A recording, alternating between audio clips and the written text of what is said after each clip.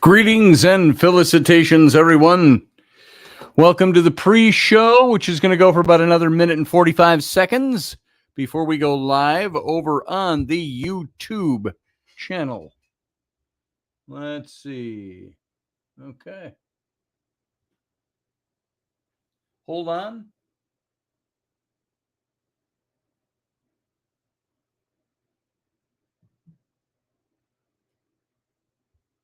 Oh, I see. Hang on. There we go. All right. Just working tech on the side here. All right. Let's see. Where is my current drink? Right here. That's an important part of setup. So welcome to the show. We will go live in less than a minute over on our audio at the radio station, Odyssey Radio. Hang on.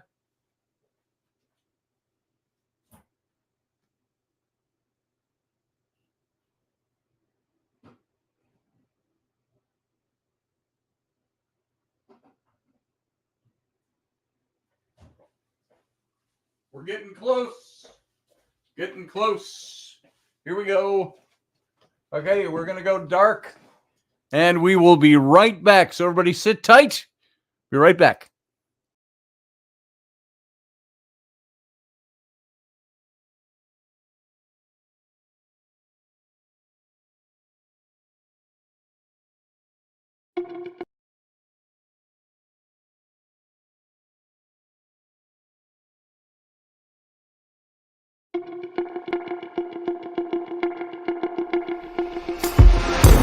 The Intrepid radio program with Scotty Roberts.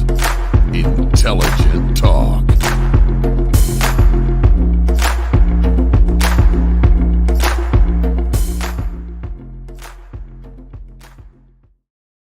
Hey, folks, welcome to the radio program. I am your host, Scotty Roberts. This is my show, the Intrepid radio program, right here on the Odyssey Radio Network. That's ODYSY radio.com. Come on over, check out the whole station, all the other shows that are over here, and this is where you can listen to the Intrepid radio program Monday, Wednesday, Friday in audio format only. Now, if you're over there or anywhere else and you want to see the video simulcast, come on over to my YouTube channel. That's youtube.com/Scotty Roberts. And keep that, if you're not watching it now and you want to join the Captain's Cabin after the show, that is our after show. This show, when it ends on radio over at Odyssey Radio, we just keep going and we go over into the YouTube channel and we continue with the Captain's Cabin. So if you don't know that already, if you're not a regular listener, there is how to do that. You can also go over to my Patreon page, patreon.com/Scotty Roberts. It might be Mr. Scotty Roberts. I think it's just Scotty Roberts. And you can go over and listen over there as well. Now, it looks to me like my sound is really hot here. I got to see from some of the readings that are coming back. There we go. You can let me know if it sounds too hot, if it's crackly at the top. So there we go. I'm going to check one thing while we're here, just a little technical thing I got to do. I got to check my, it looked like my settings were good. And now I'm seeing that arcing high point, and it looks like we're okay. All right. That's all I needed to know. So let me take a drink of water and let's roll here. If you'd like to support this show, you can do that by hitting the join button down below at my YouTube channel or coming over to my Patreon and joining that page. Those are all ways where you can put a little support into this show, tangible support that we can spend so we can expand this show. And we appreciate everything that you're already doing and anything anybody else wants to do. If you can't do anything financially, help us spread the word about our show. If you like the show and you enjoy it, let people know it's here. On your friends lists on social media and all of that stuff. Like the show over on the YouTube page. hit that like button, the thumbs up. That helps us. It helps our algorithms. I don't understand how all that works. I never have. I just know it does. So you can go over there and like the show. And also, what was the last thing I needed to say about that? I can't remember, so I won't. It'll come to me at some point. I've got Tech of Rainey's sitting here on the side. We're just setting some things up for her, and that was not quite done, and I couldn't shut it down in time for radio, so I had to watch it at the very beginning. So that is done. Rainey, you can come and get your laptop anytime you want. Your Photoshop is all set up. And let's see, what else? I wanted to show you a book because we talked about this last week. Before we get into tonight's topic, I want to show you, because we were talking about kids' books and stuff, and I showed you the book The Dark that was illustrated by John Klassen. And Rainey found this book over the weekend at a little shop called The Skull. And while The Dark was written by Lemony Snicket, this is all done by John Klassen. It's his little book for kids. And you can see it's simplistically done like this. And his illustrations, his very stylized, simple illustrations. I was going to recommend this as well. Joseph, if you're listening, and others who are listening that like the idea of what you could get and read for your kids, here you are. This is another little book that is done by the same artist. So different author, but same artist. And the artist is also the author. It says, this is an old story. It's about a girl named, and I'm sorry, my eyes are really fuzzy tonight, so let me pause to put on my broken glasses. Those are the ones that work for this.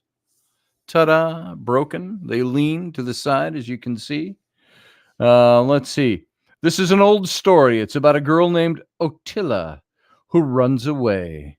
It's also about a house in the woods and a skull who lives there, and a secret the skull has, and the night that Otilla finds out what that secret is. Award-winning picture book creator John Klassen brings his gift for storytelling to this spooky adaptation of a traditional Tyrolean folktale. What is Tyrolean? Where is Tyrolia? What's Tyrolean? Is that a caste of people? That's not a country, is it? Tyrolean, relating to a characteristic of the Austrian state of Tyrol, or Tyrol, Tyrol. There, I just learned something. Tyrol is a historical region in the Alps of northern Italy and western Austria. The area was historically the core of the county of Tyrol, part of the Holy Roman Empire, Austrian Empire, and the Austria-Hungary from its formation in the 12th century until 1919, which would be post-World War I. This is an old Tyrolean folktale. There you go. JP says, careful saying you don't know how algorithms work, Scotty. The prof will show up and give you a 13-hour dissertation on how they work. LOL. Love you, prof. Yeah, I love you too. Yeah, that's a good point. I do understand algorithms. I do. So, anyway, there's The Skull. You can add that to your good books to read for kids. And it's done by the same artist who did The Dark. And I think you'll really enjoy that. And I wanted to share that with you tonight. Now, tonight, as announced in the PR graphic for this show, which went out on social media and other places, we're going to be talking about freedom of speech. And the reason I bring this up is because of all the nonsense that's been going on our college campuses with, now you could say you're a pro-Palestinian. That's fine. You can be pro-Palestinian. And if you want to go and speak your mind about it, okay, go ahead. The Constitution guarantees your right to free speech. Now, keep in mind, the Constitution doesn't give you the right. Constitution is a document that is, in a sense, affirming the right, recognizing the right. It says these are all God-given rights, the way you want to define God. Because remember, it's freedom of religion. The state can't dictate what religion you follow, but the state also says these are God-given rights. So God-given rights, inherent rights in who we are, innate, inalienable rights. And that all the Constitution does is guarantee that we have protections to keep them while that Constitution stands, while this country stands. I have friends out there, and I've mentioned before, who have said that they, to hell with the Constitution. Oh, there he is. The professor's chiming in. 14 hours is just warming up, Jason. Test immediately after. There you go. Thank you, Professor. He heard you from all the way over there, Jason. Over in the chat room, folks, if you're not in there. Our constitutional right to free speech, it exists and is protected and guaranteed by our Constitution as long as this nation stands. And I have a friend that specifically said to me, the Constitution be damned. I think we should just abolish it anyway.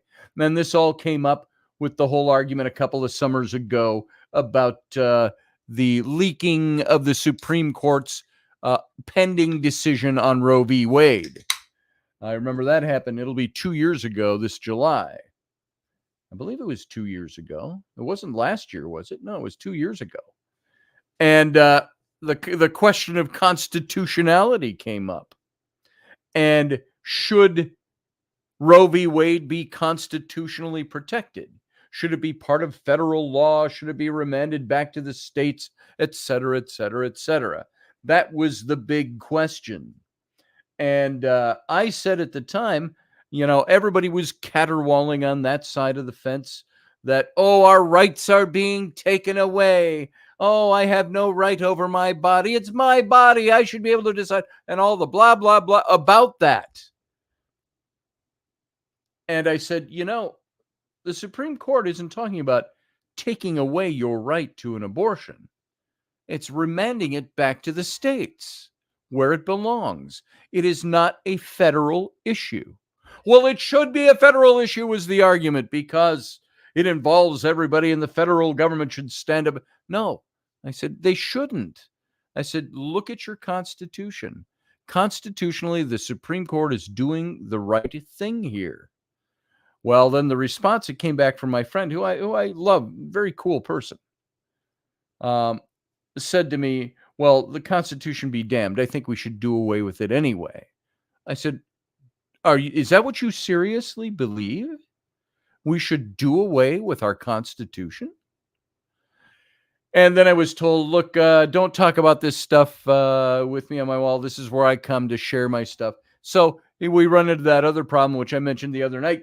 We've got people that are your friends will put all kinds of stuff up on their social media, and you can be there and comment on it as long as you agree with them. It's a public post, but in their public post, you can't dissent. You can't say, well, I disagree with that, and here's why. It's a constitutional issue. It's a law issue. It's a this issue, of that. I don't need you to say that to me, I was told. This is the place, this is my happy place where I unload what I'm thinking. Okay.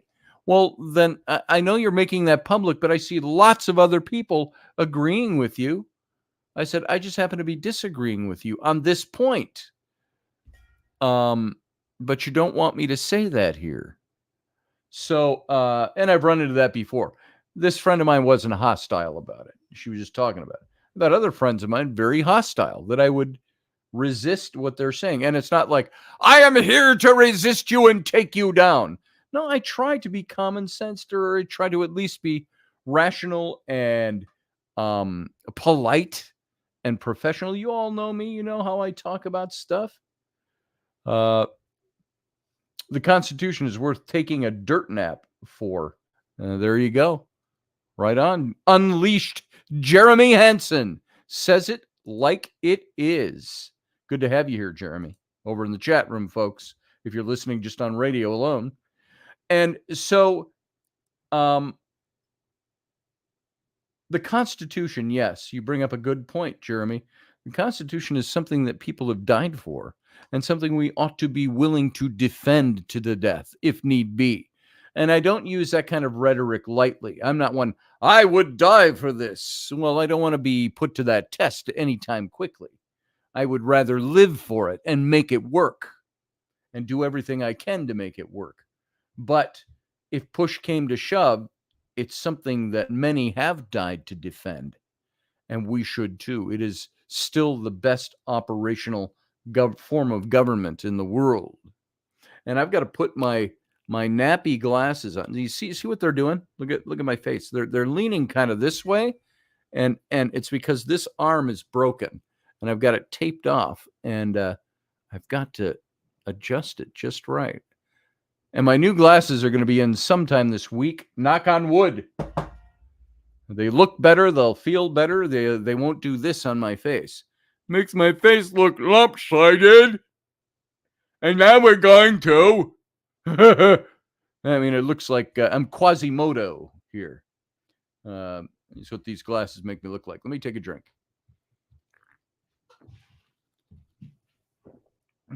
A cold drink of not water. All right. So I want to talk about our freedom of speech constitutionally, what it is and what it is not, especially in light of the things that we've been seeing on college campuses.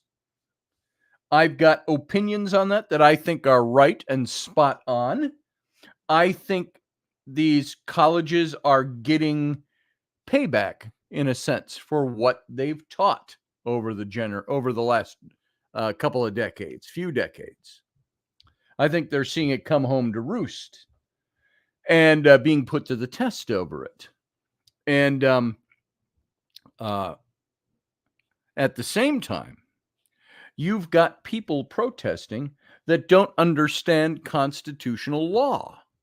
They don't understand how it works.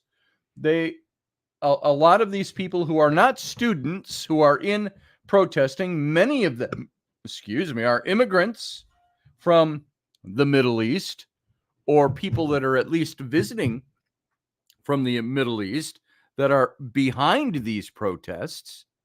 They're used to, and I say this lightly, I kind of joked around with it with Jason yesterday or the day before. And I'm sorry I'm messing with my glasses so much. Those of you who are viewing, they're just they're out of line because they're busted, and I got to try to sit them right so I can see straight. And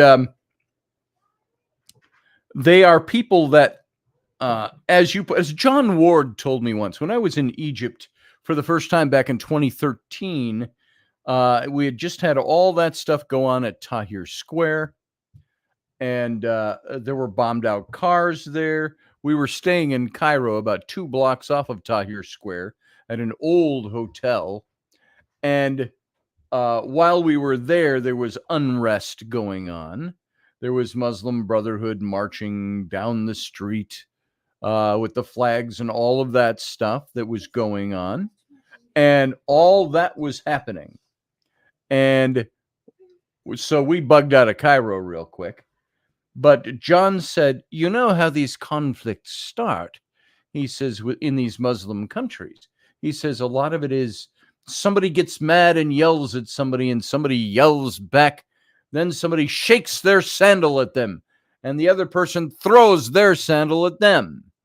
Then they pick up a rock and throw it, and then they pick up a rock and a can and throw it back, and then somebody pulls out tear gas, and somebody does something else, then somebody else shoots a gun, then somebody brings a bazooka, and then it just keeps mounting and mounting and mounting and mounting and mounting until you have all-out fighting and war and bombing cities and killing civilians and so on. So let's make it very clear, too, that my belief, and I think most anybody who is a thinking person, you can have compassion on those Palestinians, the Gazans, who are losing their homes. Many have been killed in the middle of this, but that Israel is not committing genocide. We've talked about that on Monday. Why it is not genocide. We went through that in great detail. And yet you've got these protests out of college, as Rush Limbaugh used to say, young minds full of mush,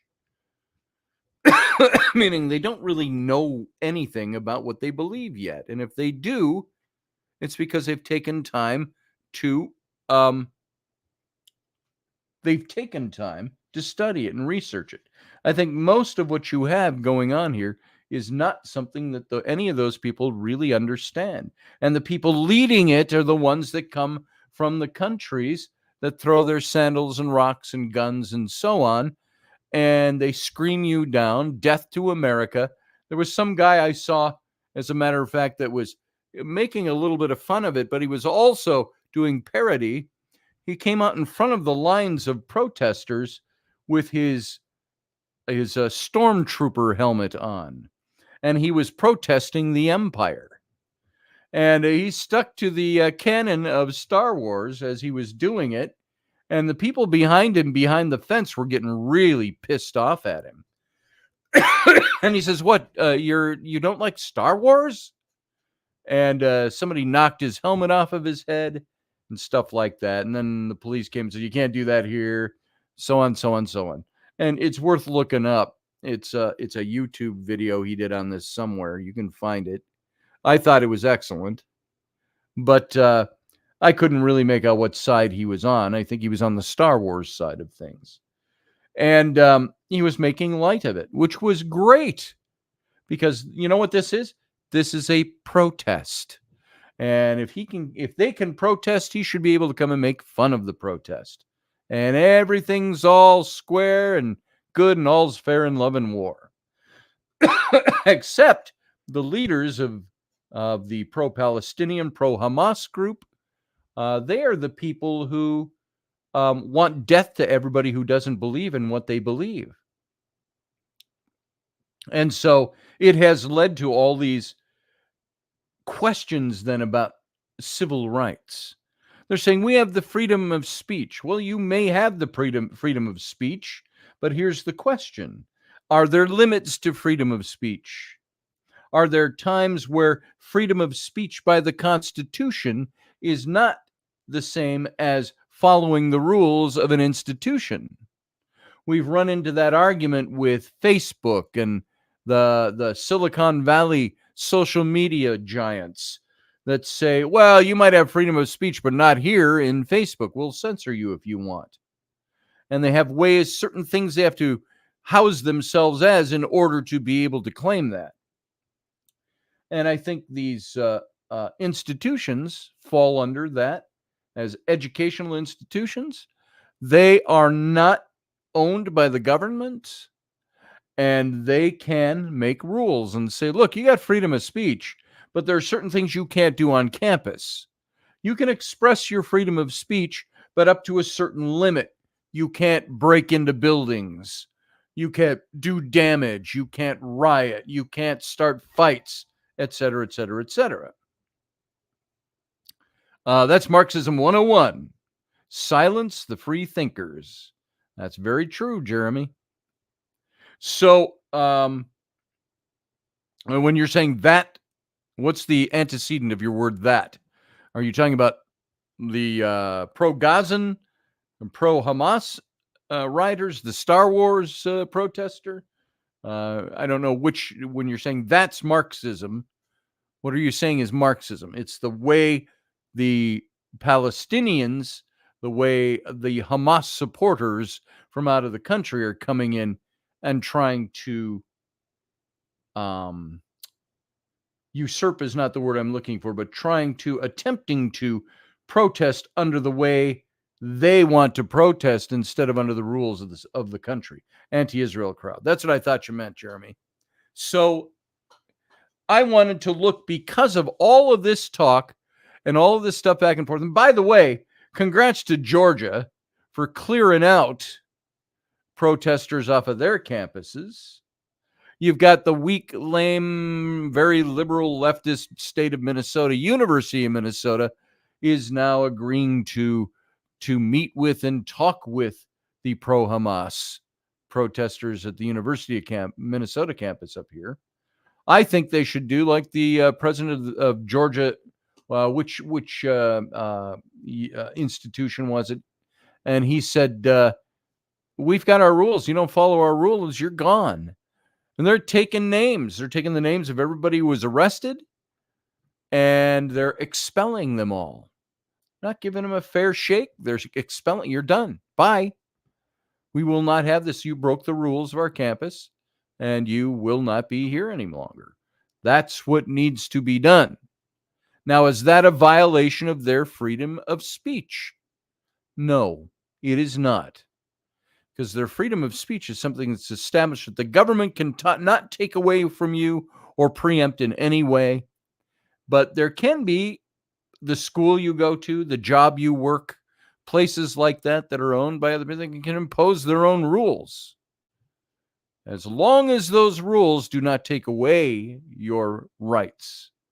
So, here's some things I called up and some things I want to talk about freedom of speech in America. And some of this is very, very long, very, very detailed, could encompass an entire semester of constitutional study on the amendments of our Constitution.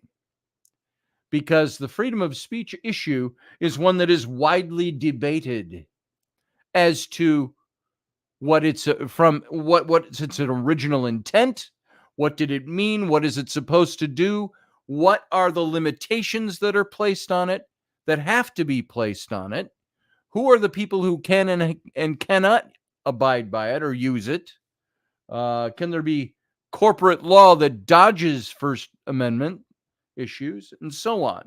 So there's all this stuff that takes place, and you have to look at it. So the first thing is, what does free speech mean? What do you think it means? Among other cherished values, the First Amendment protects freedom of speech. The U.S. Supreme Court often has struggled to determine what exactly constitutes our protected speech. And here's some examples of speech, both direct and symbolic, that'd be more like actions, that the court has decided are either entitled to First Amendment protections or not. So the First Amendment states in relevant part that, quote, Congress shall make no law against free speech, abridging freedom of speech. And there are other things listed in the First Amendment as well. Do you know the four, is it 4 or 5 different things that are covered in the First Amendment? Do you know what they are? It's not just freedom of speech. What else is it? Do you all know? Congress shall make no law respecting an establishment of religion or prohibiting the free exercise thereof, or abridging the freedom of speech, or of the press, or of the right of the people peaceably to assemble and to petition the government for a redress of grievances. There you go, JP. JP's got 2 of them right there. You're right, Susie. They need the chaos to bring in the boot. And that's right. So Congress cannot, shall make no law that prefers one religion over the other. They can't prohibit the free exercise of any religion. But then the question comes up, and where the limitations come in on the First Amendment are, well, what if your religion says you can go around and axe murder people? Well, you can't do that by our law. So there's obviously would be some limitations on that. If your religion says you have the right to kill somebody for not believing what you believe, this would be some of your more radical Islamics, that does not apply in this country. Then that particular facet of your religious belief system cannot be recognized in our country.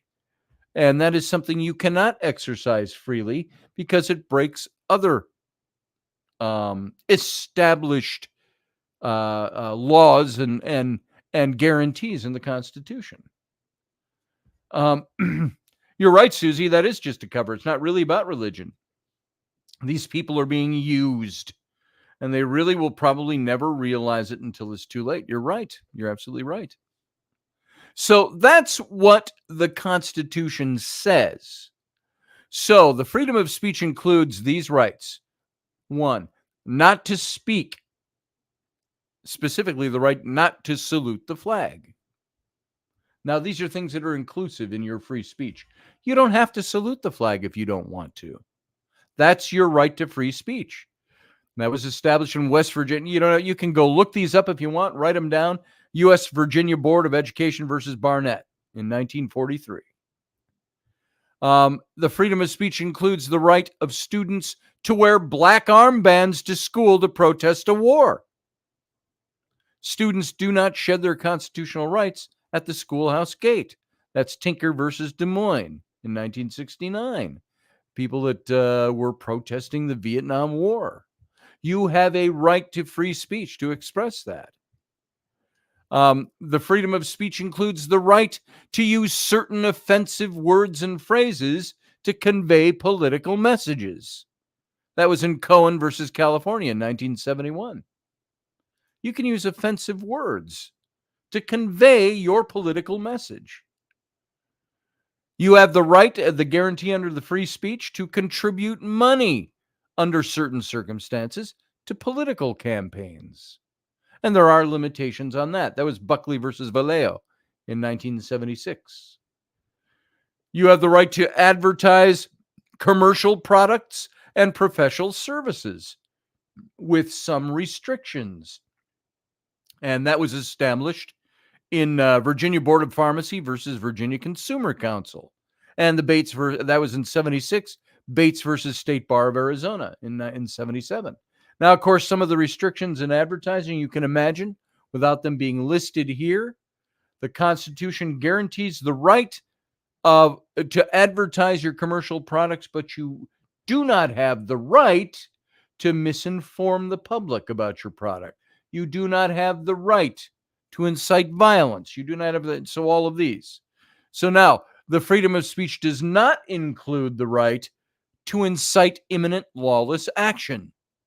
That was Brandenburg versus Ohio in 69. The freedom of speech does not include the right to make or distribute obscene materials. That was 1957 in Roth versus the United States. The freedom of speech does not include the right to burn draft cards as an anti-war protest. That was United States versus O'Brien in 1968, Vietnam War again. Freedom of speech does not include the right to permit students to print articles in a school newspaper over the objections of the school administration. Again, giving the right to the school to make rules about that. That was Hazelwood School District versus Kullmeyer in 1988. Your freedom of speech does not include the right of students to make an obscene speech at a school-sponsored event. That was Bethel School District versus Fraser in 86. And it also does not protect the right of students to advocate illegal drug use at school-sponsored events. That was Morse versus Frederick in 2007. And by the way, that's just a handful of things that while you have the right, there are certain things that are restricted in your right to free speech. You cannot incite violence against anyone. That is not protected. I look more daffy the more my glasses are slanting, so pardon me. Anybody watching the recording of this in the future, I'm not as daft as my glasses make me look. They're just broken.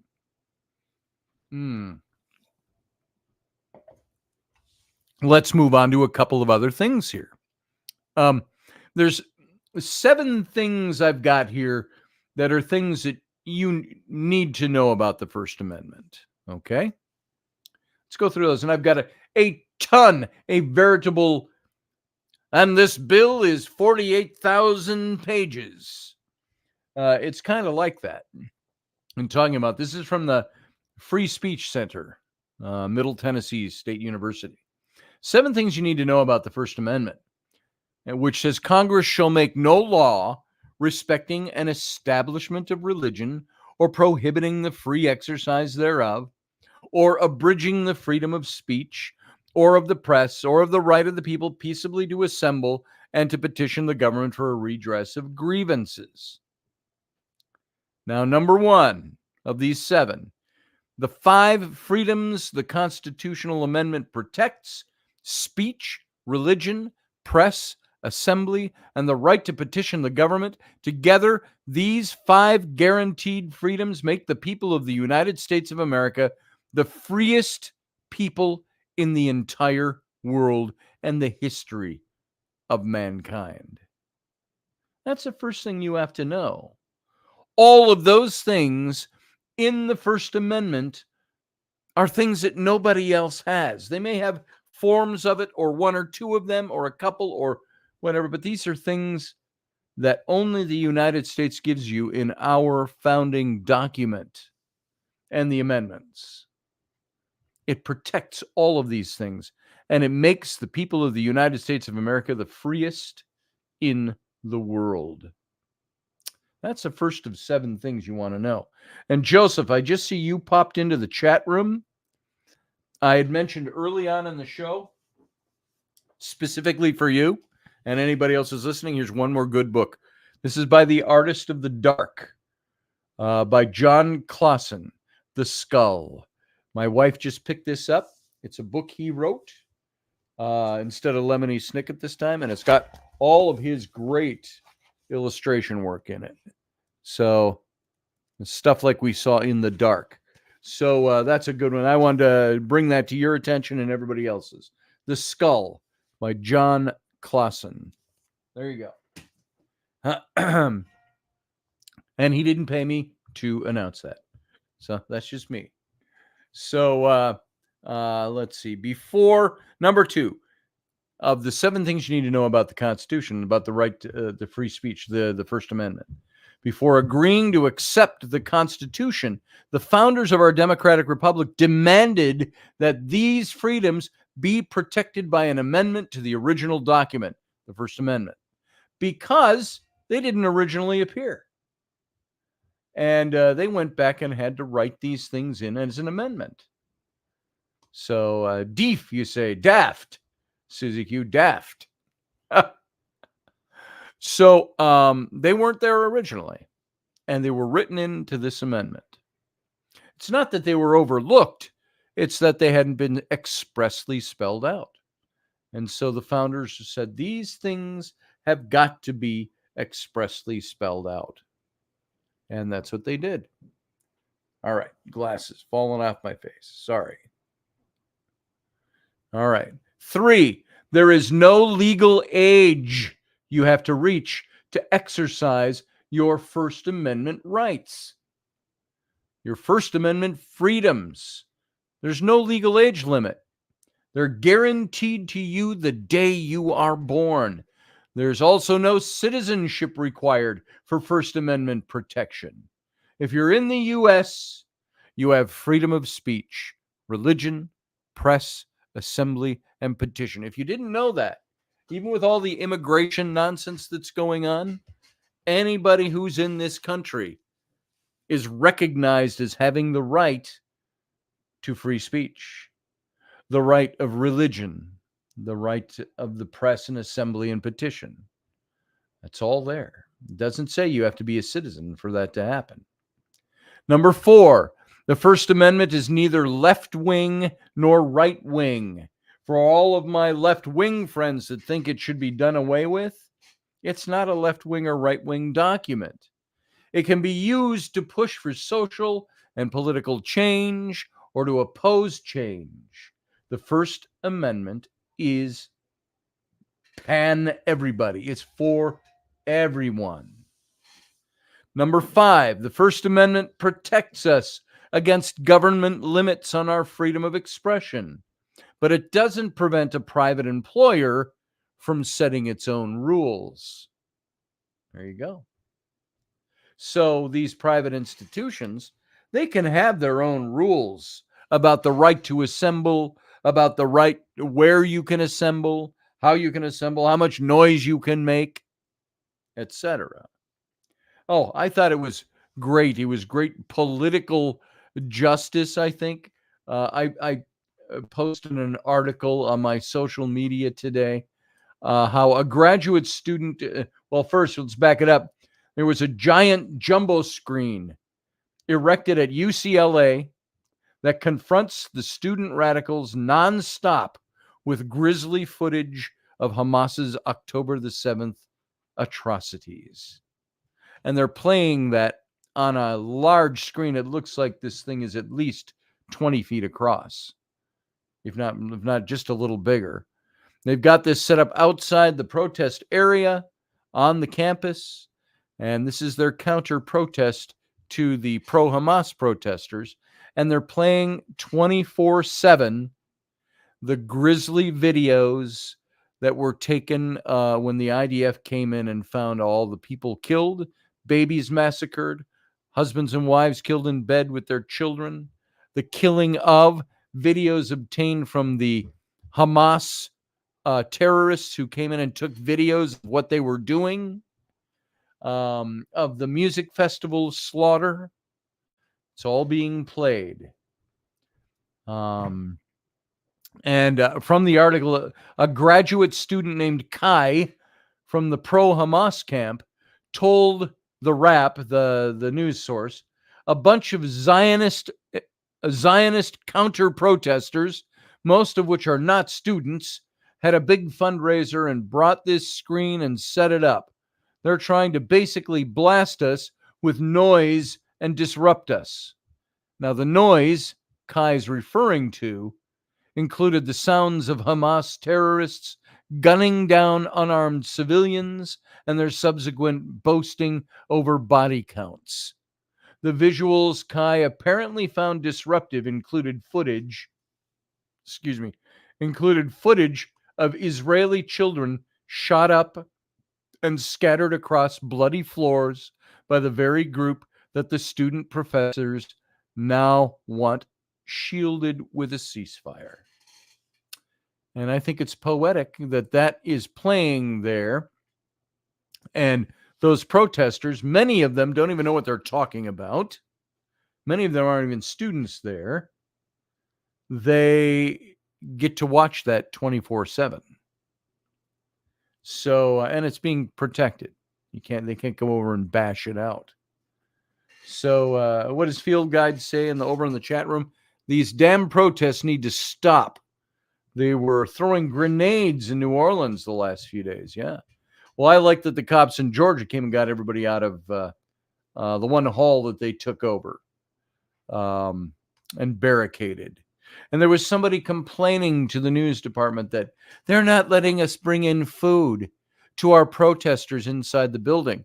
And the news reporter rightfully asked him, well, why should they be able to?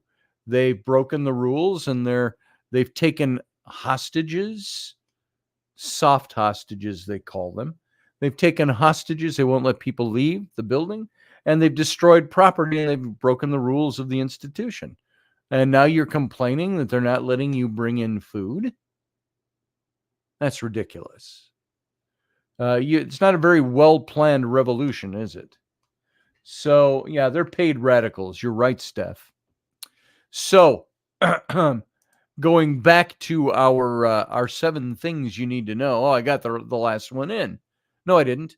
Number 6, the First Amendment prevents government from requiring you to say something you don't want to say, or keeping you from hearing or reading the words of others. Even if you never speak out yourself, you have the right to receive the information. It's the First Amendment guarantees. That's the freedom of the press.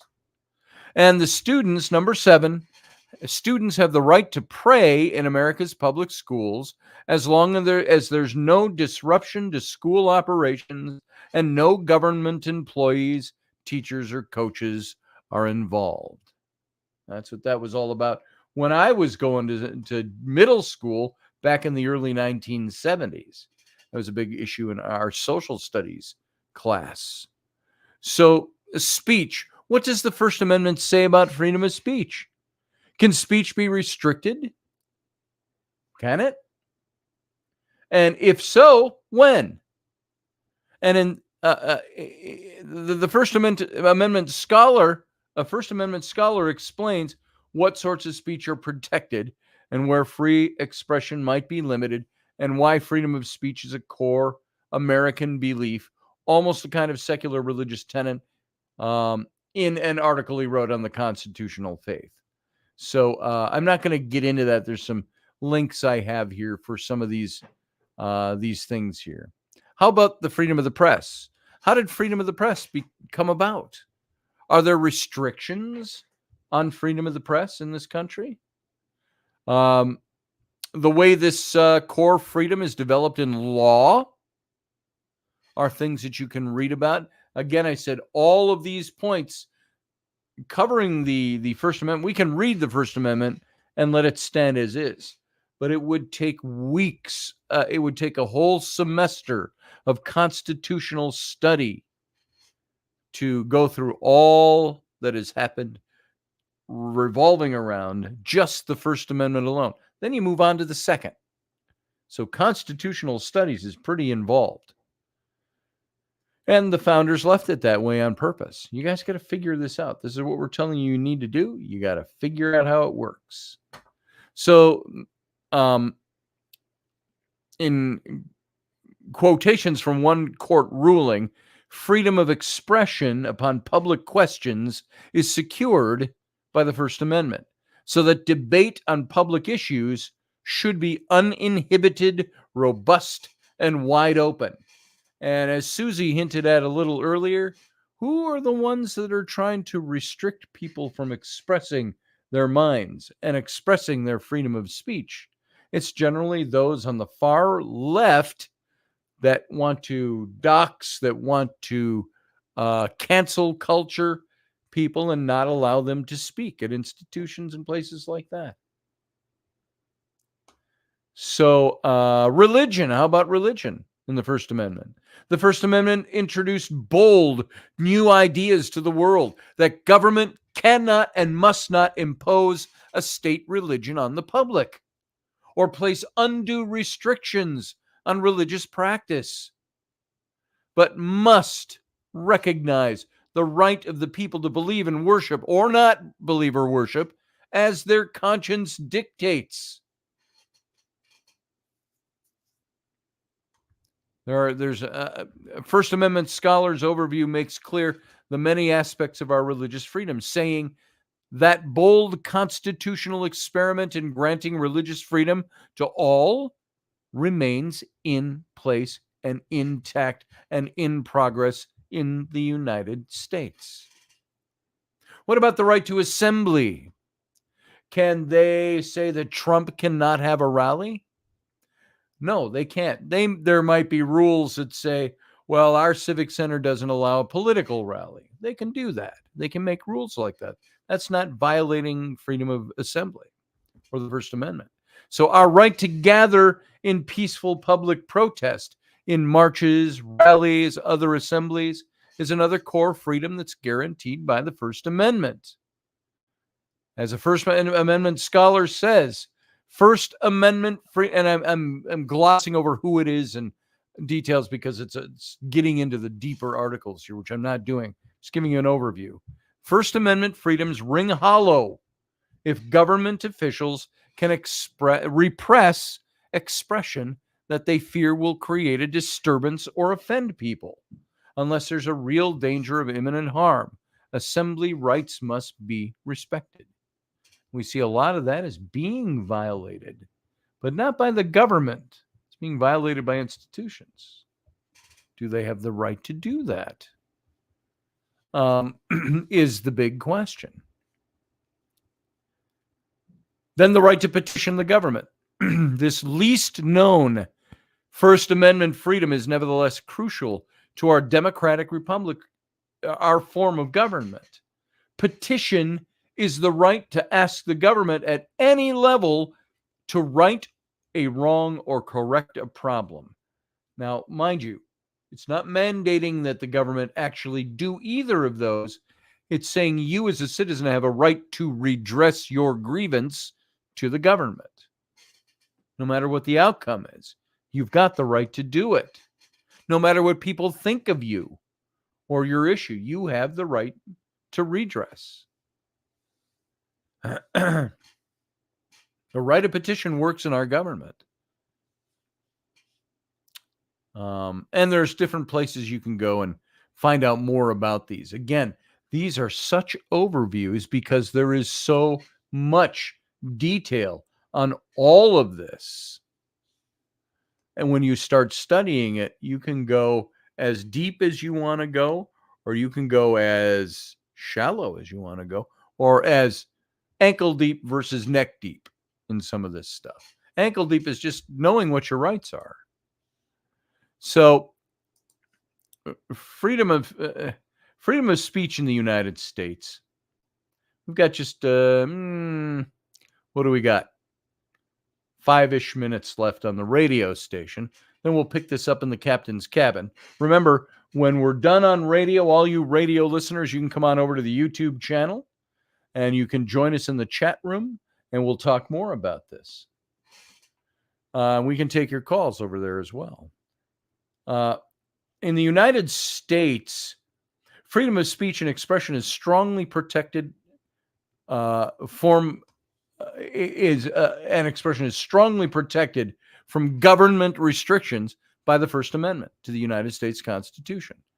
Many state constitutions and the state and federal laws also do the same.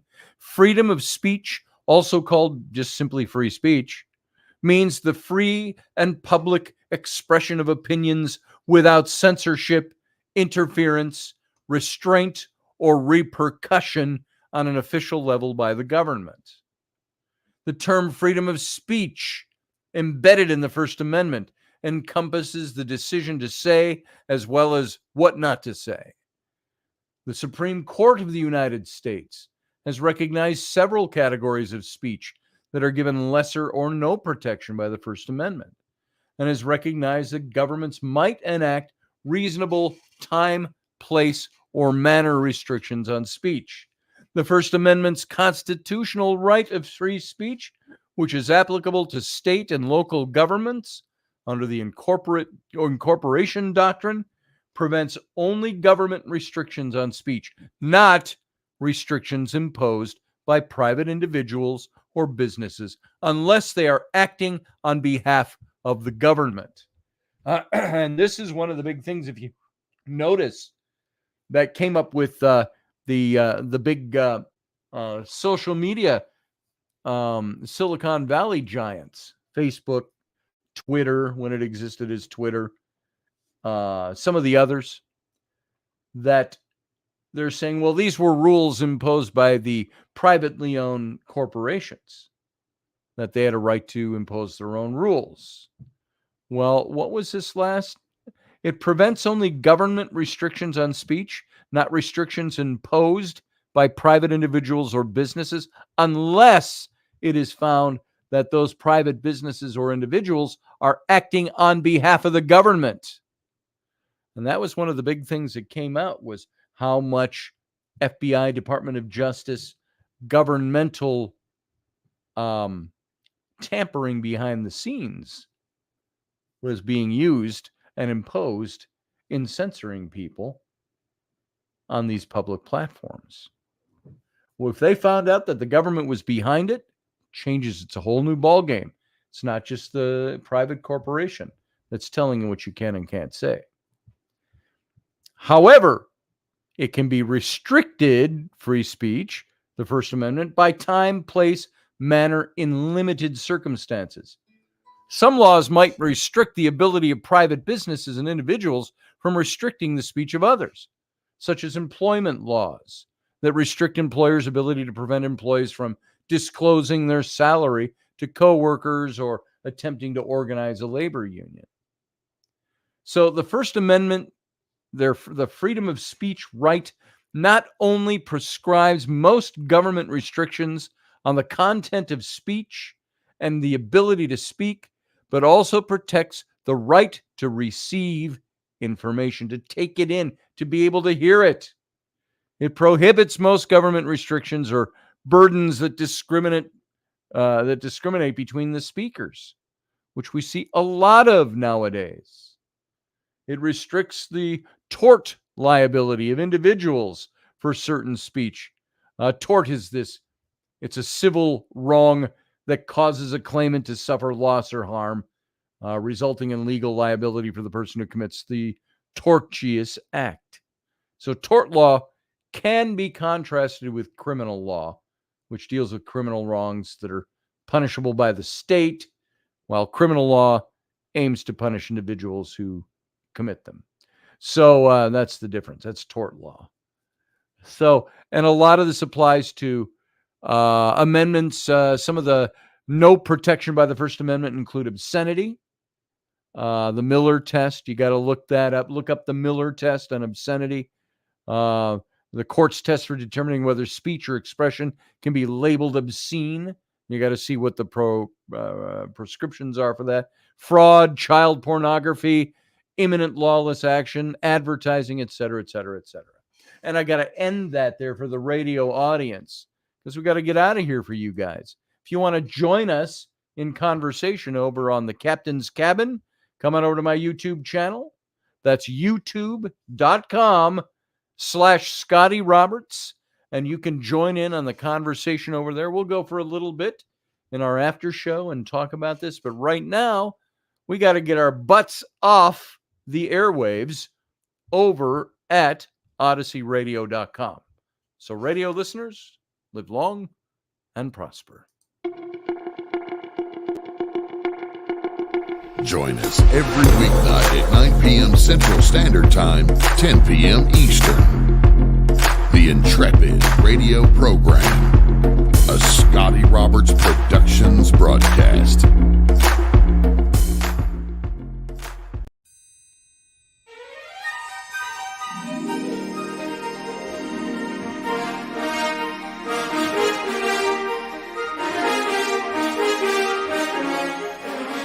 Hey folks, this is Scotty Roberts, and this is the Intrepid Radio broadcast.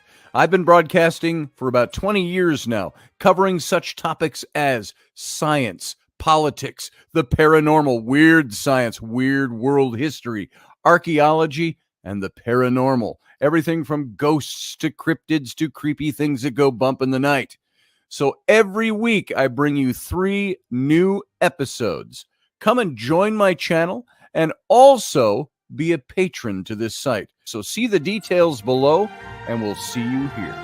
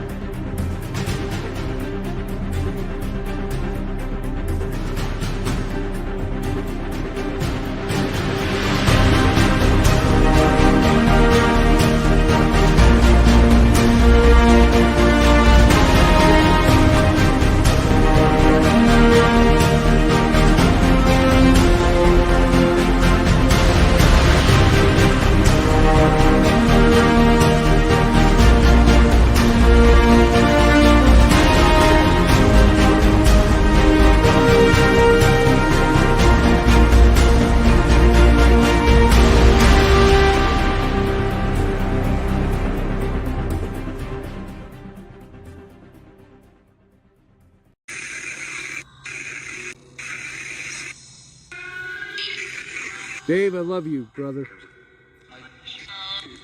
I miss you too. I miss you too, I heard. Yep, Did you guys hear that? I heard that. I miss you, Dave.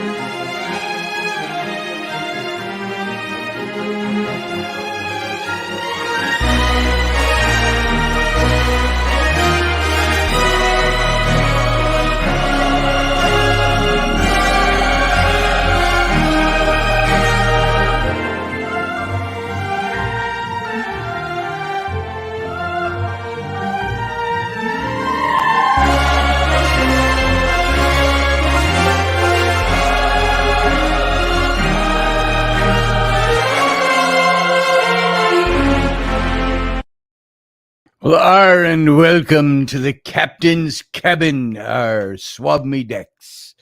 Good to have you here, folks. Glad that you stuck around. Hope you enjoyed our little excursion into the right that you have here in this country.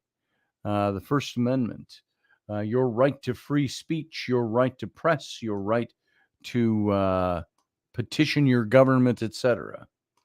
And there is so much material on this. All you really need to understand is the amendment in the Constitution and that you possess this right. It's something you have, and it's something your government cannot take away from you, and it's something your Constitution protects. It's all you really need to know. But if you want to know more about it and dig deep, you could go deep for weeks into all the different cases, all the different interpretations, all the different arguments and debate and controversy that goes back and forth on these things. But it really boils down to one thing. You can't take away a citizen's right to free speech. And all that implies. So, there we go. We're open for conversation. If anybody wants to come in and join us for a little conversation, we've got some time. Here's the link. It's over in the chat room now. Paste it in. You can copy that link. I don't think it's a clickable link. You can copy that link and you can paste it into your browser, and you'll show up right down below this window on my end of things here. And we can talk about it. But other than that, I don't know how much there is to talk about unless you've got some thoughts that you want to share about it. So come on in and we'll talk about it. Ooh. So do the protesters at the universities, the anti-Semitic, anti-Israelite, anti-Israel, pro-Hamas protesters have a right to do what they're doing? By the government, they have a right to say whatever they want. Do they have a right to do it on the school campus? Not if the school tells them no. There's rules they have to abide by. So they would have to move their protest to public property in order to do that.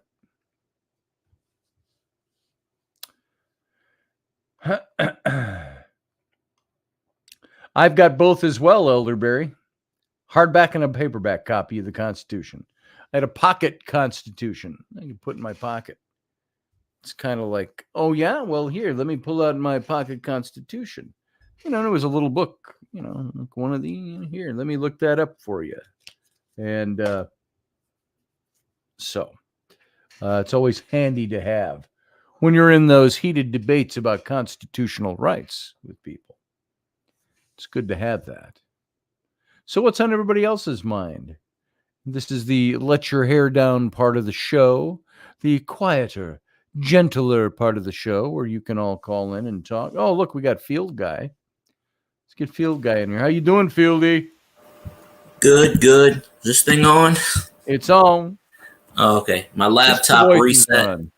My laptop reset all my things, so I had to re-sign every single thing again.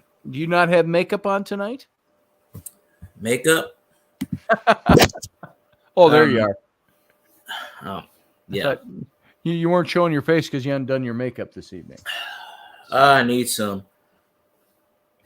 Mm. No, my laptop decided to erase all my shit once again, so I had to Nice. sign every single thing all over again, which sucks. Elderberry, I like the Declaration of Independence. I used to have a Constitution rolled up that was back behind my swords. If you remember that, a couple 3 years ago, swords mounted on the walls. I had it tucked in there.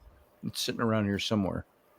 So I can tell you right now, they in my state are trying to rewrite the state constitution that they wrote in 74. yeah, They're basically ripping it up and starting all over again because they said, oh, it's outdated. They've amended it 260 some odd times, I think. But yeah, our governor is trying to he's trying to take full control over everything, and he's pissing off a lot of people. They say he's doing worse than what Huey P. Long did. Like he's trying to take total control of the entire state. Yep. Go over but he's a good guy.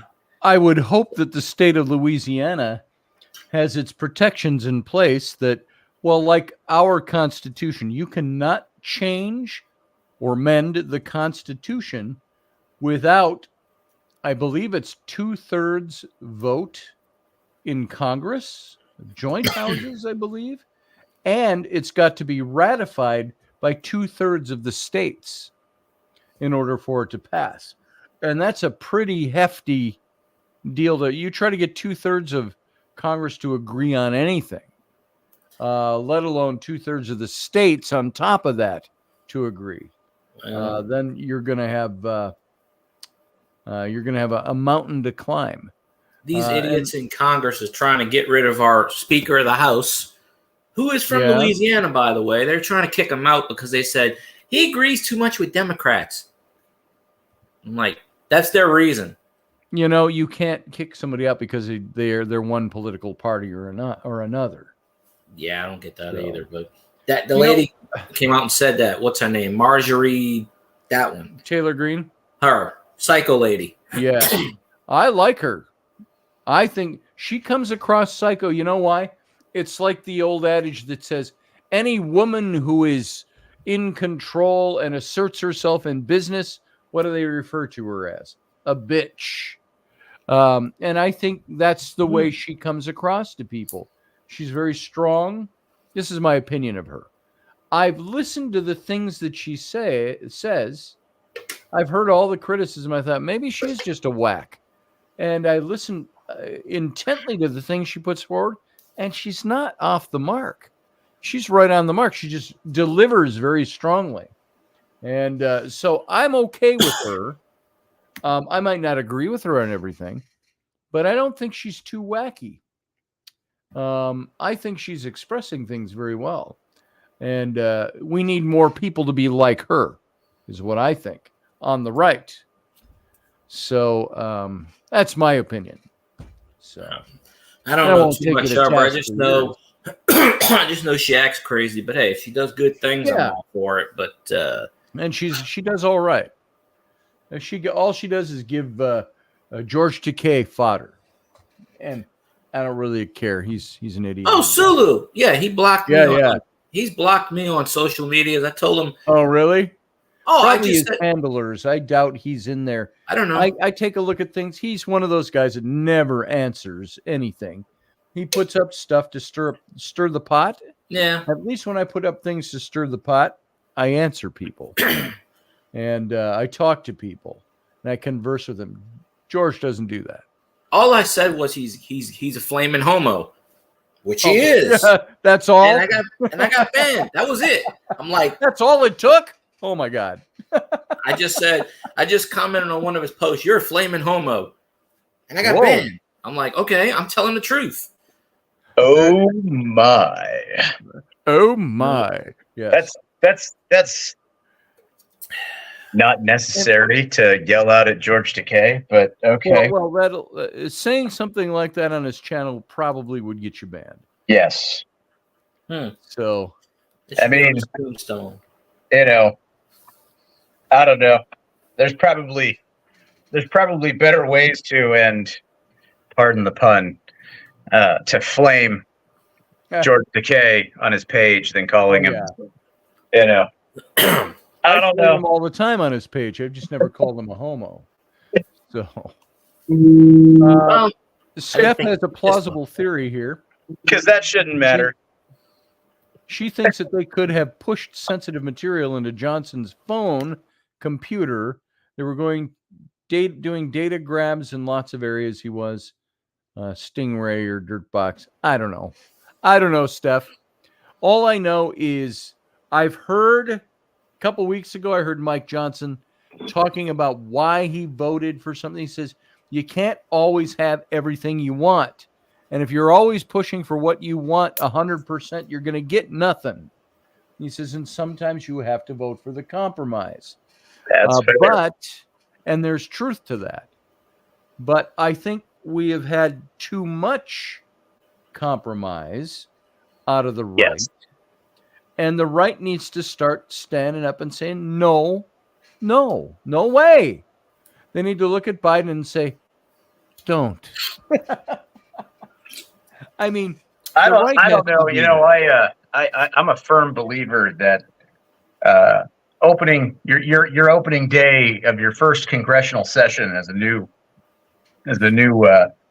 rep or new senator should be sitting down and being force-fed Mr. Smith Goes to Washington. Yeah. You know, obviously there's a lot of people who would disagree with me on that, but that's also one of the things why I would. Well, okay, there's a lot of reasons why I won't go into politics. Yeah. But, you know, one of the biggest things is that there'd probably be too many things that I wouldn't be willing to bend the knee on. Yep. And I would probably be one of those people that fights wholeheartedly against bullshit. And then you'd be labeled the wacko, or you would be, right. Or they would work very hard to dig up dirt on you. Right. And that's the way the game is played. That's why right at the start of it, you just empty out all your skeletons. Yeah. And you make some up. You're like, when I was 19, I went to Vegas and I got like a thing of, blow and a hooker. Bounced a couple of checks in my right. 20s. Like just make shit up. That way, when they're sitting there trying to dig, they're like, we can't find anything about this, and then just be like, yeah, you're right, you can't because I didn't do it. That's right. It's but it's. I think one of the biggest things that I would love to see go away, and I know Congress would not because it would make their life more difficult and more tedious. Not necessarily difficult, but tedious. Would be the complete dissolution of the ability to, do pork barrel on bill. Right. Like that's the dumbest crap. And what makes it even worse is that it gives political ammunition to opponents and things like that later, because it's like, hey, Jason didn't vote to give children more stuff in their classroom to make things better and improve their education. But what you didn't see 55,000 pages in was that, like, they wanted to make the swastika the new American flag, right? And they wanted to wholesale throw in burlap sacks. I sometimes think that there is some legislation that is created and the pork is put in for the sole purpose of being able to say, well, see, the other side didn't vote for this. Right. And I think they put in nonsensical legislation so they have political fodder for elections. And it wouldn't surprise me if they did that. The stuff just gets stupid. And it is absolutely it's a matter of honor and integrity, quite frankly. And integrity isn't just telling the truth. Integrity is also making the very hard right decision. Yes. And like, and I know I've mentioned it before, probably on your shows and stuff like that, but like George Bush Sr., read my lips, no new taxes. But to be able to take care of things with Desert Shield, Desert Storm, and all of that, he had to sign a new tax into being. And the funny thing is, it was something about like, basically like maternity leave type stuff and giving people that, right? Yeah. So it was a good thing to do it for. But he said, I know I said this and I'm sorry. Yep. But we're going to have to do this to take care of these other things. You can't see the future of some of these things having to take place. Right. And he lost the next election off of that. That killed his chances of getting reelected. But he did it anyway because it was the right thing. But the other side didn't tell you all of that. They didn't say, no, he broke his promise, but there was a reason he did. It was necessary. They didn't say that because they wanted the seat of power and they wanted to be able to use that. Yeah. Against it. So it's a load of hogwash. It is. And, we gotta just do up some, on pink sheets of thin cheap paper, send them all pink slips, saying, hey, you've been fired. Well, you know the real reason why George Bush lost the election? Because he puked on that Japanese guy. Probably. I don't know. Is Biden going to lose the election? No, that wasn't it. That wasn't it. He just missed that guy when he was on his bombing run where he got shot down and he was just finishing the job. That's all it was. Job. Yep. Oh, remember 1943? Wow.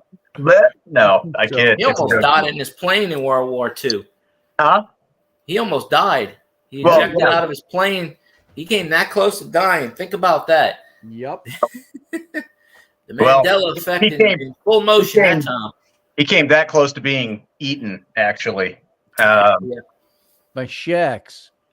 Yeah, he was a hop, skip, and a cannibal. Just think. If he hadn't been picked up by that submarine. Kennedy would have been alive. We wouldn't have had his damn son ruining the country, starting 9/11 bullshit.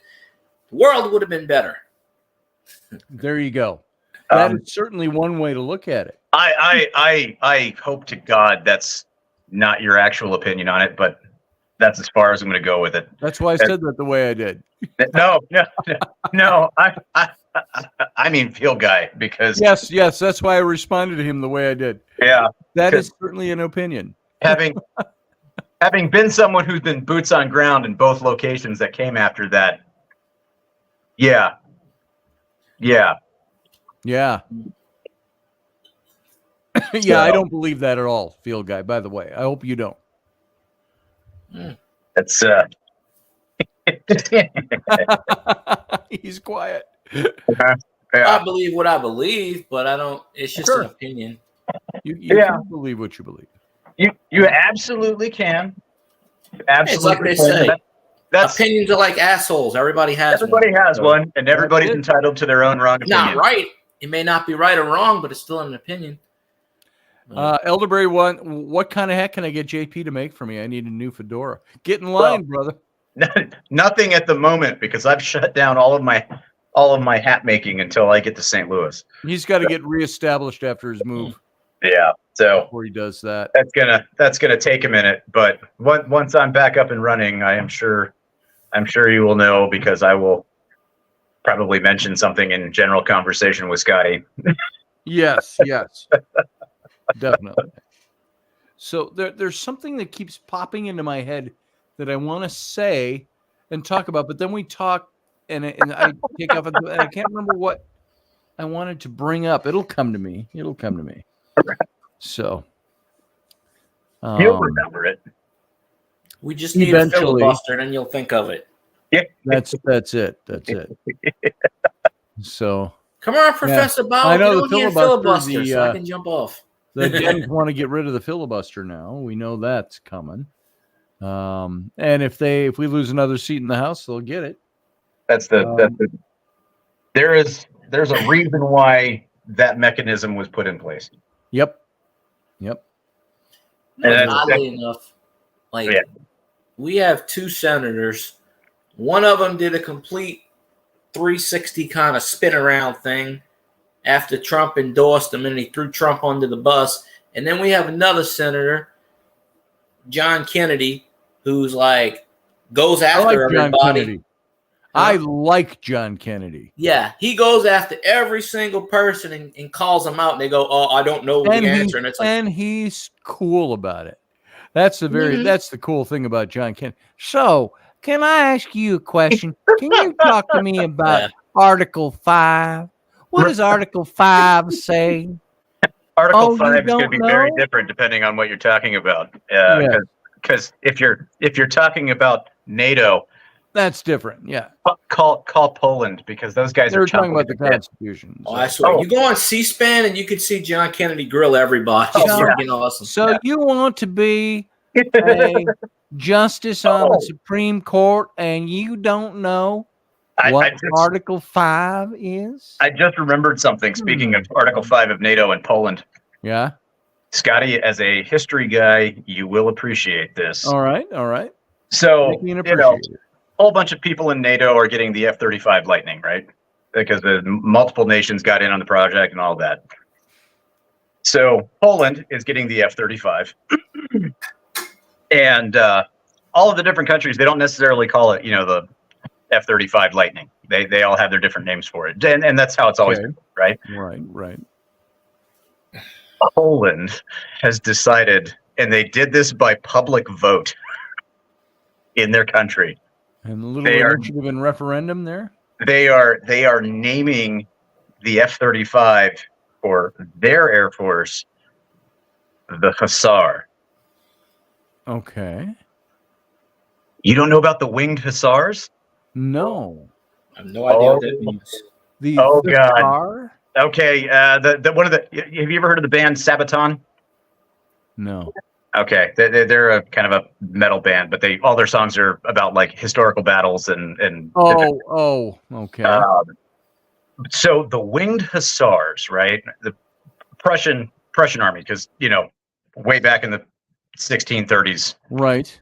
it wasn't Poland, it was Prussia.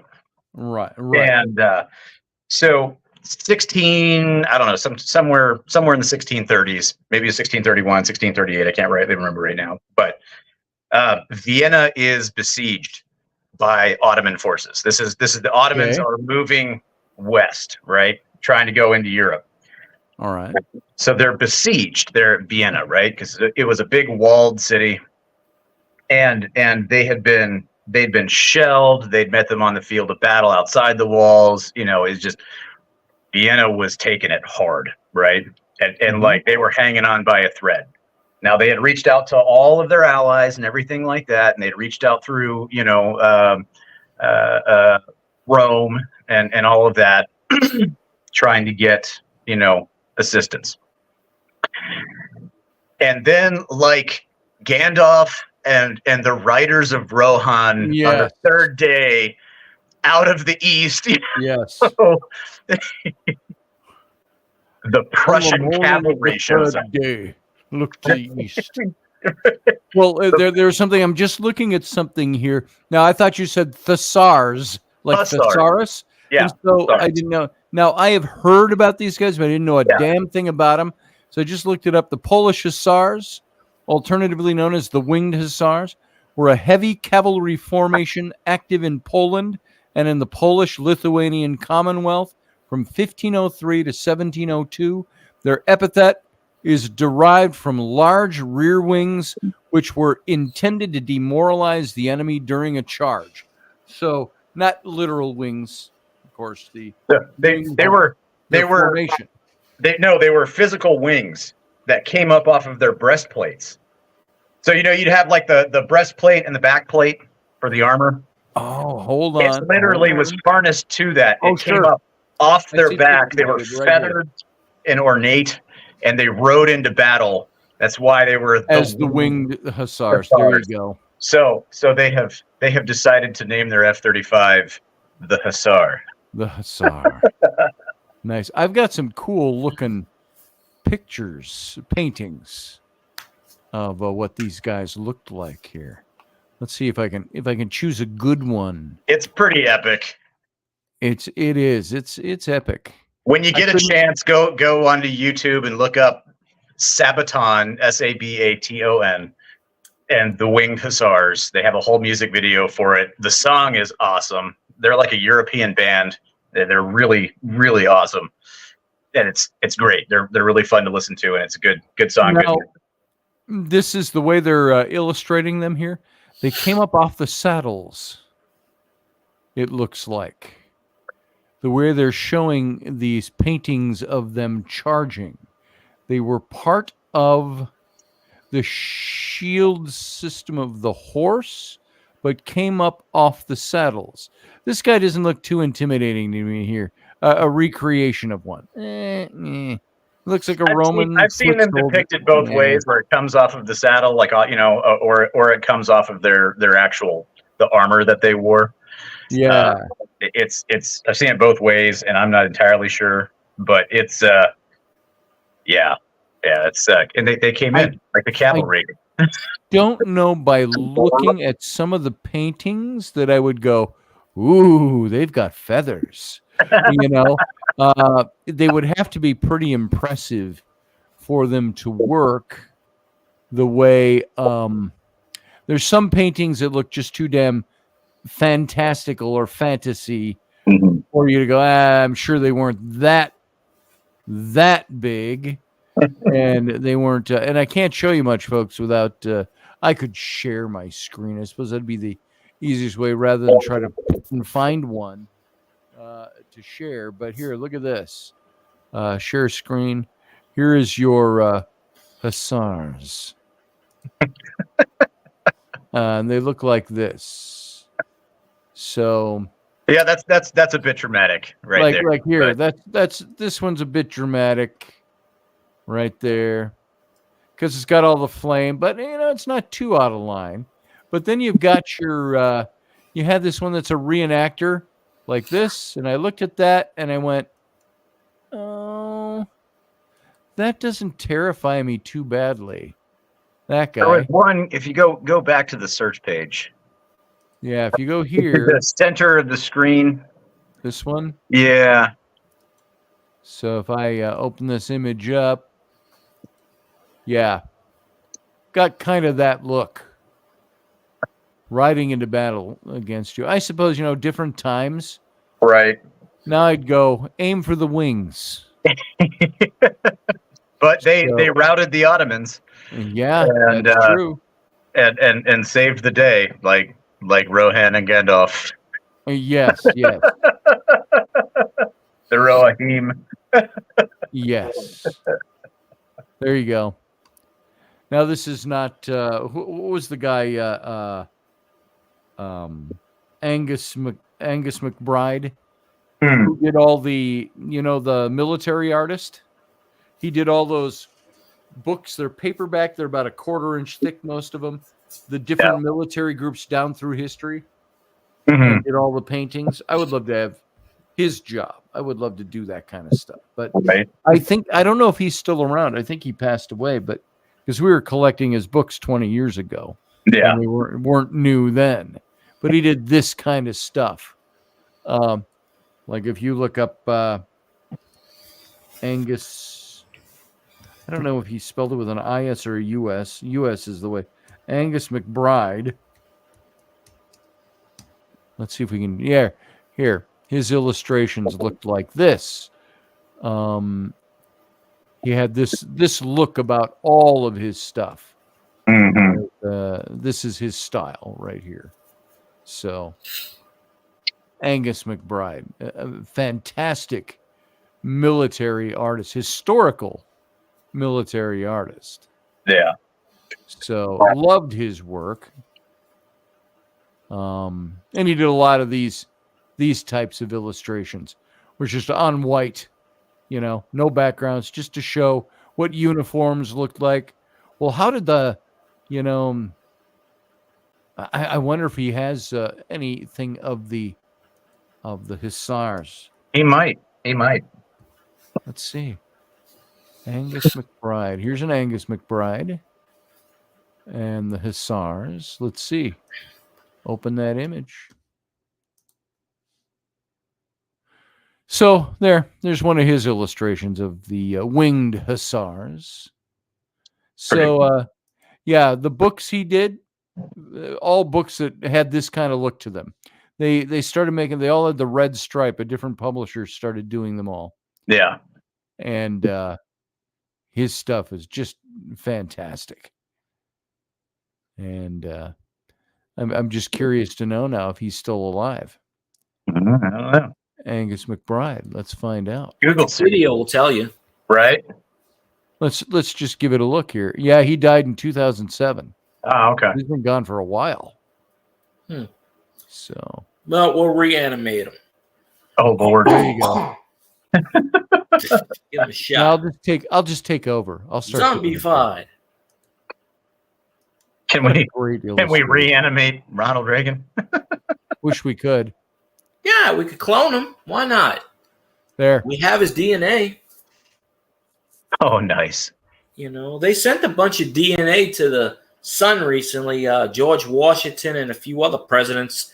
So they're revolving around the sun for all time. Yeah. When that SpaceX thing went up last Yeah. month or something, it Yeah. was, I think, George Washington's DNA, John Kennedy, and somebody else, one other Why? president. Hoping an alien will find it and reanimate them? Maybe. Oh, Professor Bauer's here. Let As it long go. as if they're reanimated, they come back like those really awesome, Thank like you. bro America, Mhm. America paintings where they're like, standing Yeah. on top of some muscle car with machine guns and rockets and everything. Yeah, or riding in on a pterodactyl. This is Yeah. how Yeah. America was in 2024, 2,000 years ago. That's right. By the way, I watched most of Trump's he had a rally in Wisconsin today. Yeah. And I thought that was great because he had a couple days off from having to appear in court, and he just set up a rally in Wisconsin, Yeah. and it was fun listening to him. So Go home to mama. yeah. How you doing, Professor? No, I'm above average. I've been getting better now that I'm here. Right on. So, what do you got? Which button would you like to push? Well, Scotty doesn't know how algorithms work. So Oh, yes, I do. I do know algorithms. I do. Can't say that word out too loud. Who's listening? I'm sorry, Jason. Did you just disappear? Oh, yeah. They have I did. ears. I don't know. What? What happened? Oh my goodness. I made some statements during the show. I said something about with one click. during the show. I said something about it's an algorithm. I don't understand how those work anyway. And he said, "Well, we'll just get Professor Bauer in here to take 14 I hours just don't to know how explain it it to works. So I said careful when saying you don't know how algorithms work, Scotty. yeah. Because then the professor will come in and he'll give a 13-hour dissertation. I'm like, no, I'm good. I know how algorithms work. I was just being flippant. 14 hours is the warm up, and there will be a test after. That's hey, as right. long as you have that's one right. person on the panel, everybody can go to sleep. You can let Professor Bauer go all night. You can wake up at 7 a.m, say, "All right, folks, time to end the show." There you go. Damn, There you go. And you get the Steph. watch hours. DJT was phenomenal today. He was awesome today. Yeah. And you just look at him. He's pretty sharp. It would be really interesting. I just thought of this since you were talking First Amendment stuff earlier, and then talking about how many thousands of pages of all the various decisions and everything, saying what you could and couldn't do. And that's like, if we got all of those in a bunch of reams of paper and we airdropped them over all of the protests. Oh yeah. Do a little leaflet operation over the protests. Yeah. I don't understand all these protests. Seriously, they give a shit about another country. Go protest in that country. Like, what the hell, right? Well, Right, the thing right. is here's the thing with protesting in this country about the stuff going on in other countries, especially if it's something we're involved in.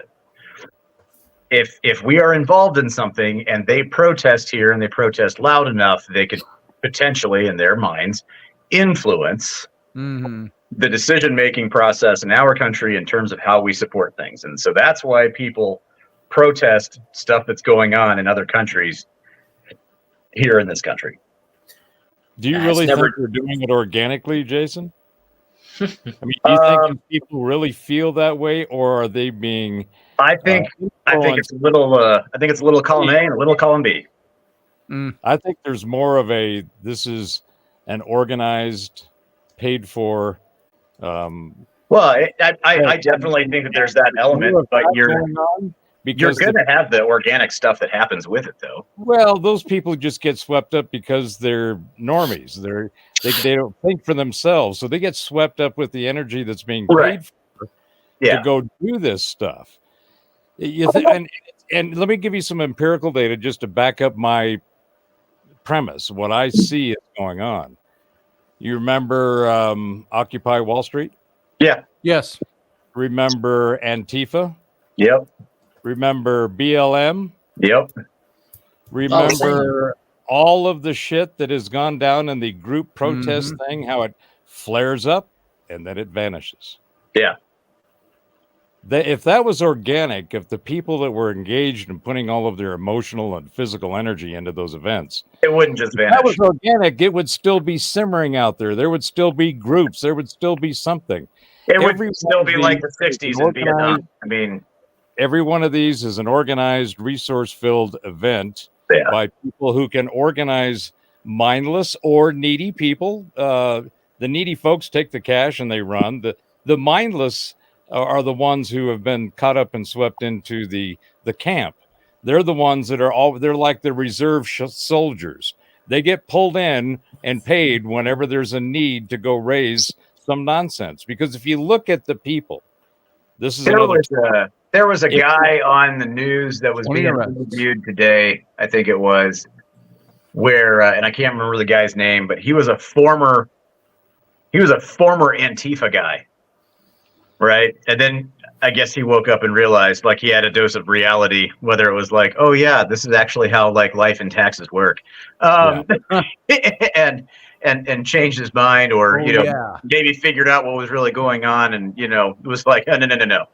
But he went on talking about how like hey, there's people that are paid with this stuff. They do all these organization kinds of things. Like he was saying all the same kind of stuff. What was really interesting, so on Instagram, I follow, and it seems like every other day I consider unfollowing them. It's called OAF Nation, OAF Nation. Okay. And it's OAF Nation Actual. So like, if you're communicating on a radio in the military, you like say your call sign for your unit is Annihilator. Annihilator 6 is the commander, right? That would be the company commander, for instance, or the battalion commander. And Annihilator 7 would be the senior most NCO, so first sergeant or sergeant major. But if you're calling back to your TOC, your tactical operations center, and you're talking to them, you're just like, yeah, hey, Annihilator 6, this is Annihilator 3-2, we're approaching whatever, right? That kind of thing.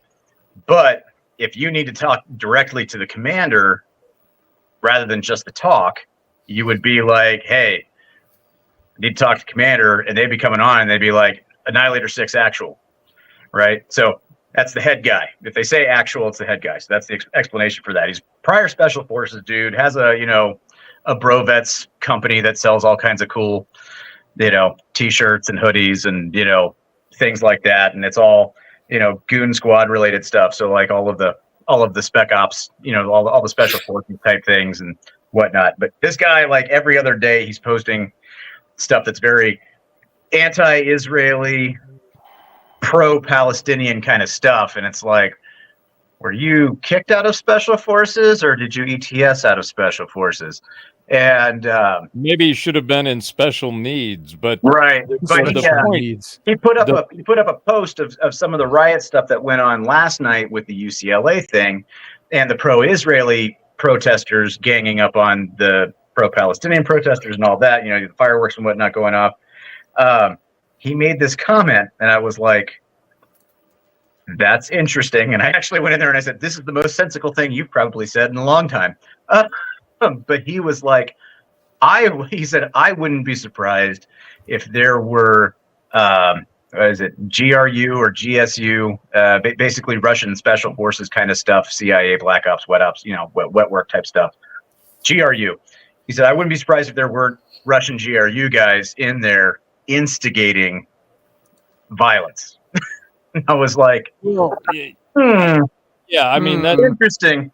Yeah, but let me give you another example of, at least again, in my opinion and my speculation. Yeah.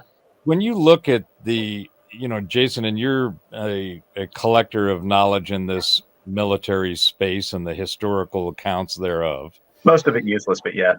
Well, but you're full of very interesting but boring information, and that's okay. We've all got our place. Interesting right. but boring. You're full of all kinds of interesting but boring stuff. About the big reset. Okay, so I can see that with game recognized game. I got it. Oh yeah, I heard that as. Oh yeah, you're interesting and boring too. So take yes, that. Indeed. I wasn't that obvious. I care, but anyway, my point is this: look back through our history around the globe in the last 100, 200 years, but the last 100 where it's really been kicked off, right? And there's been a constant conflict somewhere that we seem to have been some way involved in, and for the majority of them, I'd give it 70 to 80%. Of all of these conflicts have been purposely perpetrated by perpetrators that are our intelligence and military services. I think these agencies have been, and it's documented. I mean, the CIA's got a laundry list of shit that it's been in, and that's public knowledge. Yeah. But all the other agencies and all of this intelligence community and our infrastructure that we have that has been going around the world causing shit. Well, and that's one of those things with causing shit, though. Like, I would say there's a lot more of it that is shit's already bubbling beneath the surface, and somebody just decides to bet on a horse. Never waste a good opportunity. I can go along with that. Yeah. Yeah. I don't think it's so much of a, what would be really great?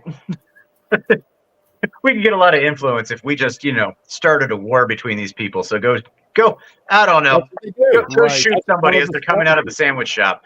That's one of the strategies, and there's subversion on all kinds of levels. Subterfuge, espionage, black hat, behind the door, whatever there is. They've got stuff going on in all kinds of different ways to manipulate an environment, a people, and an area that they want to control for some reason. Whatever it might be. Could be resources, could be some sheik that's got an eye on a piece of property that he's wanted for a long time, and he just buy that sheik's property. And there's all that kind of stuff going on, and I think that this whole Israeli-Palestine, this stuff that's going on with the campuses and the protest and the nonsense that's being poured into the discourse of the social fabric, it's all got a point where you guys, they're so obvious doing it.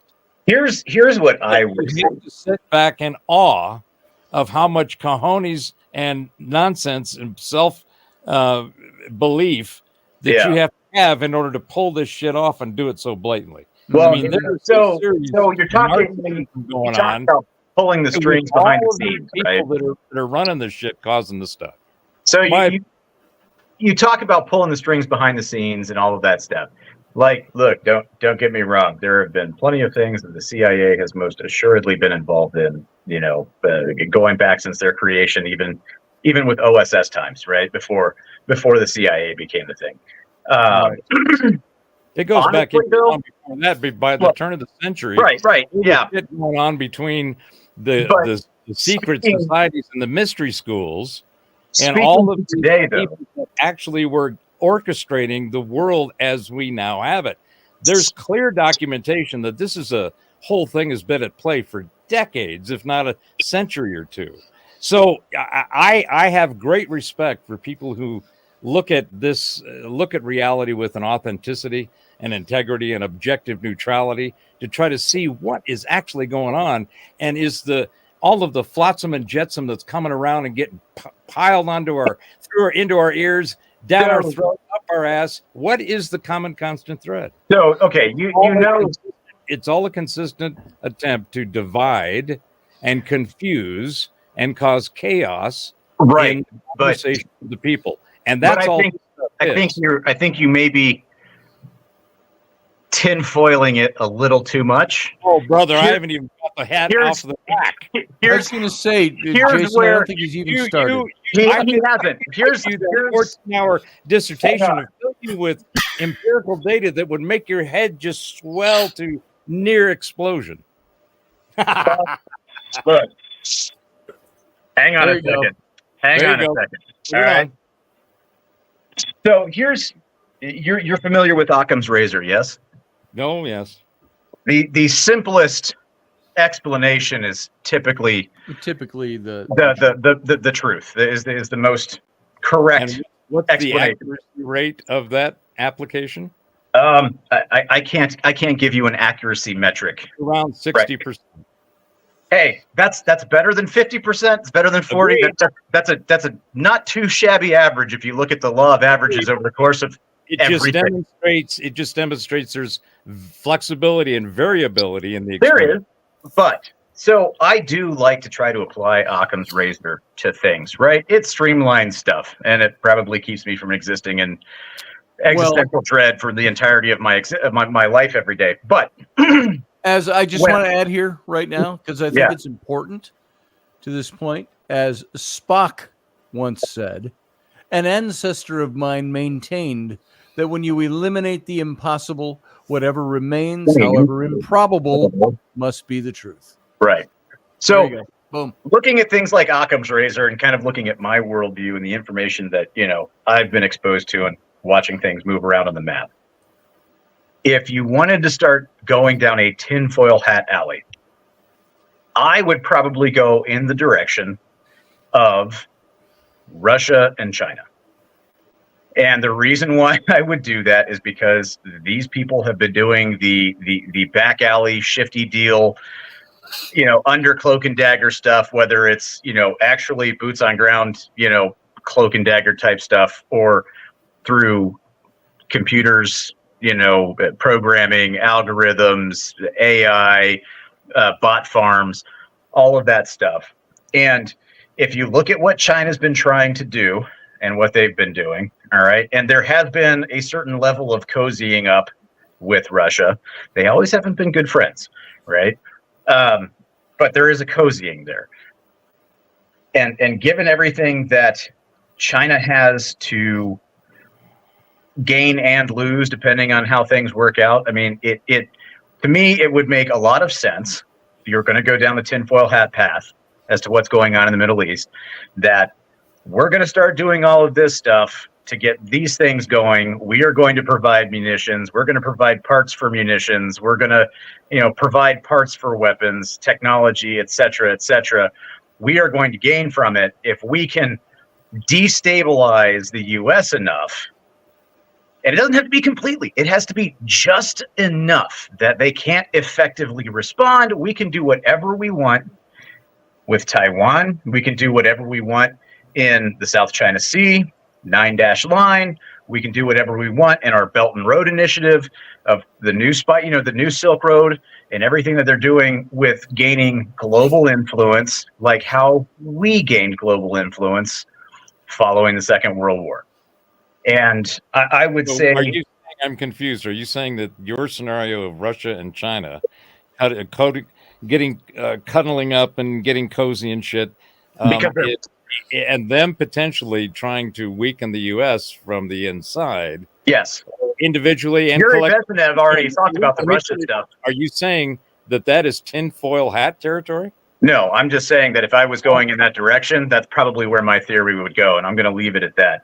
That's not even saran wrap. I'm not. Guys, keep talking. Ignore me for a second here. I'm just not going to say anything definite or anything like that because Field guy. Field guy, look up to the left for me. There you go. The right. Look up to the right. Give me a noble shot. You guys keep talking. This is just for me. Yeah. The other direction. Are you gonna put an ice cream cone in his hand? Direction. Look to your right and Look look to up. your right. And look And up. look up. Look up just to tilt your head up a little bit. With No, your- not. look to the God. right. Give Look to the me right. one of the here. Look I'm at me. gonna need What the you hell to am I look doing to now? your right. I'm gonna need you to look to your right, and then cant your gaze up. Okay, at a 45 do this, degree angle. field guy. Go What, like you this. trying to look at my bald spot? Watch trying to me. look Go at like it. this. Like you are. No, that's too extreme. The other direction. Dial it down a little bit. Dial it down a little bit. Down a little bit. It's like you're looking at the audience. You're going, I'm gazing to the sky. Well, kind of I'm thing. Give me watching that. Quincy, so I'm going back and forth Give me, between you and just Quincy. give me that. So I there wasn't we go. supposed to interrupt these other two fellows, but give me that for a second. Oh, okay. Am I taking over now? Because I can do what I do on my stream, but Is that ain't your nobody blood gonna blocker? like it. No, I could talk about where's my co-host? Wow, I took Bring him myself out. Hold on, I hit the wrong button. Okay, once more for me, field guy. Up to your right. Your right hand, raise it. Now put it down. Now look kind of up to your right. Not way extreme. Kind of forward to the right. To your right. That's your left. Right. 30 degrees from your Oh, it front was so face. much better when it was a candid shot and I didn't take it. Oh, you taking screenshots? Look up to your left. I lost all my to your screenshots of funny people. Never mind. We I had aren't gonna do Scotty this. once with his eyes closed and his tongue Never sticking mind. We're out. not doing this. Okay. Very let's stimulating continue on. radio. I found these glasses. No, I found these Here's glasses. bad as in my wife Shreveport. in taking direction and photos. Hey, honey, honey, lower your chin. She'll go. I go, no, just lower your chin just a little bit. She'll go, and then I go, now, put your shoulders back. Now look I don't up. get the pose you were looking for, but No, that's not what honey. Just go back to natural. Pretend I'm not here. Yeah. So oh well, shit. anyway, Women have an easy sorry time guys, I didn't finding mean to guys on break there. up the reverie with that. I was just gonna. No, it's fine. It was entertaining. The old guy did something that looked like it would have made a great graphic for him if I got a screenshot of him, and You're he just hasn't been looking able to reproduce it. You just need a new profile for your OnlyFans account. That's it. Yes. No, I'd use you. I was Don't dress thinking as about style starting for an me. OnlyPans account. My only pants. Only finger account. OnlyPans, and OnlyPans? I just cook. That's all I do. Just cook. No, Making grilled cheese. My only pants. Welcome to my OnlyPans account. I'm making grilled cheese today. Yeah. So Jeez. let me just ask a quick question here. I believe the title of your show was something about free speech, freedom of Yes. speech, or something. Yeah. But there it are is and what limits it is to not. freedom of speech. Well, I think there's actually time limits. the whole thing again, going back to the Free linguistics. speech only has a time limit on it. You have Forgot to, to you say have to time break limit. Okay, the you two got words about another apart. 30 seconds, and You got to break Go the ahead. two words apart because speech and freedom are two different things. yes, And you have to look at it. What is speech? Speech is the articulation of thoughts through the using the breath and the mouth to get the thoughts in our head transformed into words in our mouth, and then the vibrations that they carry on. Right? That's what speech is. Freedom, on the other hand, is pretty much it's nuanced. It's not as nuanced as the use of the word fair and equitable and equal and all this shit, because all of those are ephemeral, localized to the individual. Nobody's going to have the same definition of fair. Nobody's going to have the same morals, ethics, all those things. sure. So That's when where you all have- the debate comes in. right. But when you have freedom, you have the freedom to make those choices, Mhm. to have that particular view on fairness, that view on ethics, that view on morality, You whatever. notice the word fair never appears in the Constitution or any of the amendments. What do you think about that? How about that? Yeah, because it's not about fairness. You can't define it. No, Does democracy appear in any of it? nope. Nope. Maybe it did before they did the what's the word I'm thinking of? The articles. Before. I can't think of the word. My brain. Articles of Confederation? Like when they wrote it the first time, like the and then they The first changed it. draft. Yeah, that's it. Well, Maybe in the first draft. They might have had it. You know, Benjamin Franklin told Jefferson, "Nah, you can't put that in there. Nah, you can't put that in there. Nah, you can't." I think it'd probably be more John Adams telling Jefferson that he couldn't put things in there. But John Adams would have said, "That's preposterous. What the hell are you doing, sir?" So going back to my question that I'm trying to get out Yeah. with all of you interruptees, thank you very much. You guys all get a diploma Sure. on the way out the door. Sure. The idea of freedom of speech. yes, My first question is this not what we are engaged in right now? Would that fall Absolutely. under the freedom of speech? Yes, it in does. yeah, Yeah. Expression of ideas. So there isn't any restriction on what we are doing here among us, except when we've got to put the mute button on Jason for those filibusters. That's right. Yeah. But I love how I'm the one that gets shit from him about filibustering. Like it's pot and Isn't kettle, that man. interesting? That's pot and kettle. well, There you go, field guy. I am the pot, by the way. So, my point is that the expression of thought and ideas Mm-hmm. through the use of language, the words in the language, the symbols, the sounds, and all of those things, Yeah, is the expression of speech. I mean, it's not just what we say, it's what we express, right? Like Sarah said in the chat, is the question about how ideas are related into actions. So speech is an action, right? Mhm. And it starts with the thoughts in your mind that you've constructed with the words and the language that you use.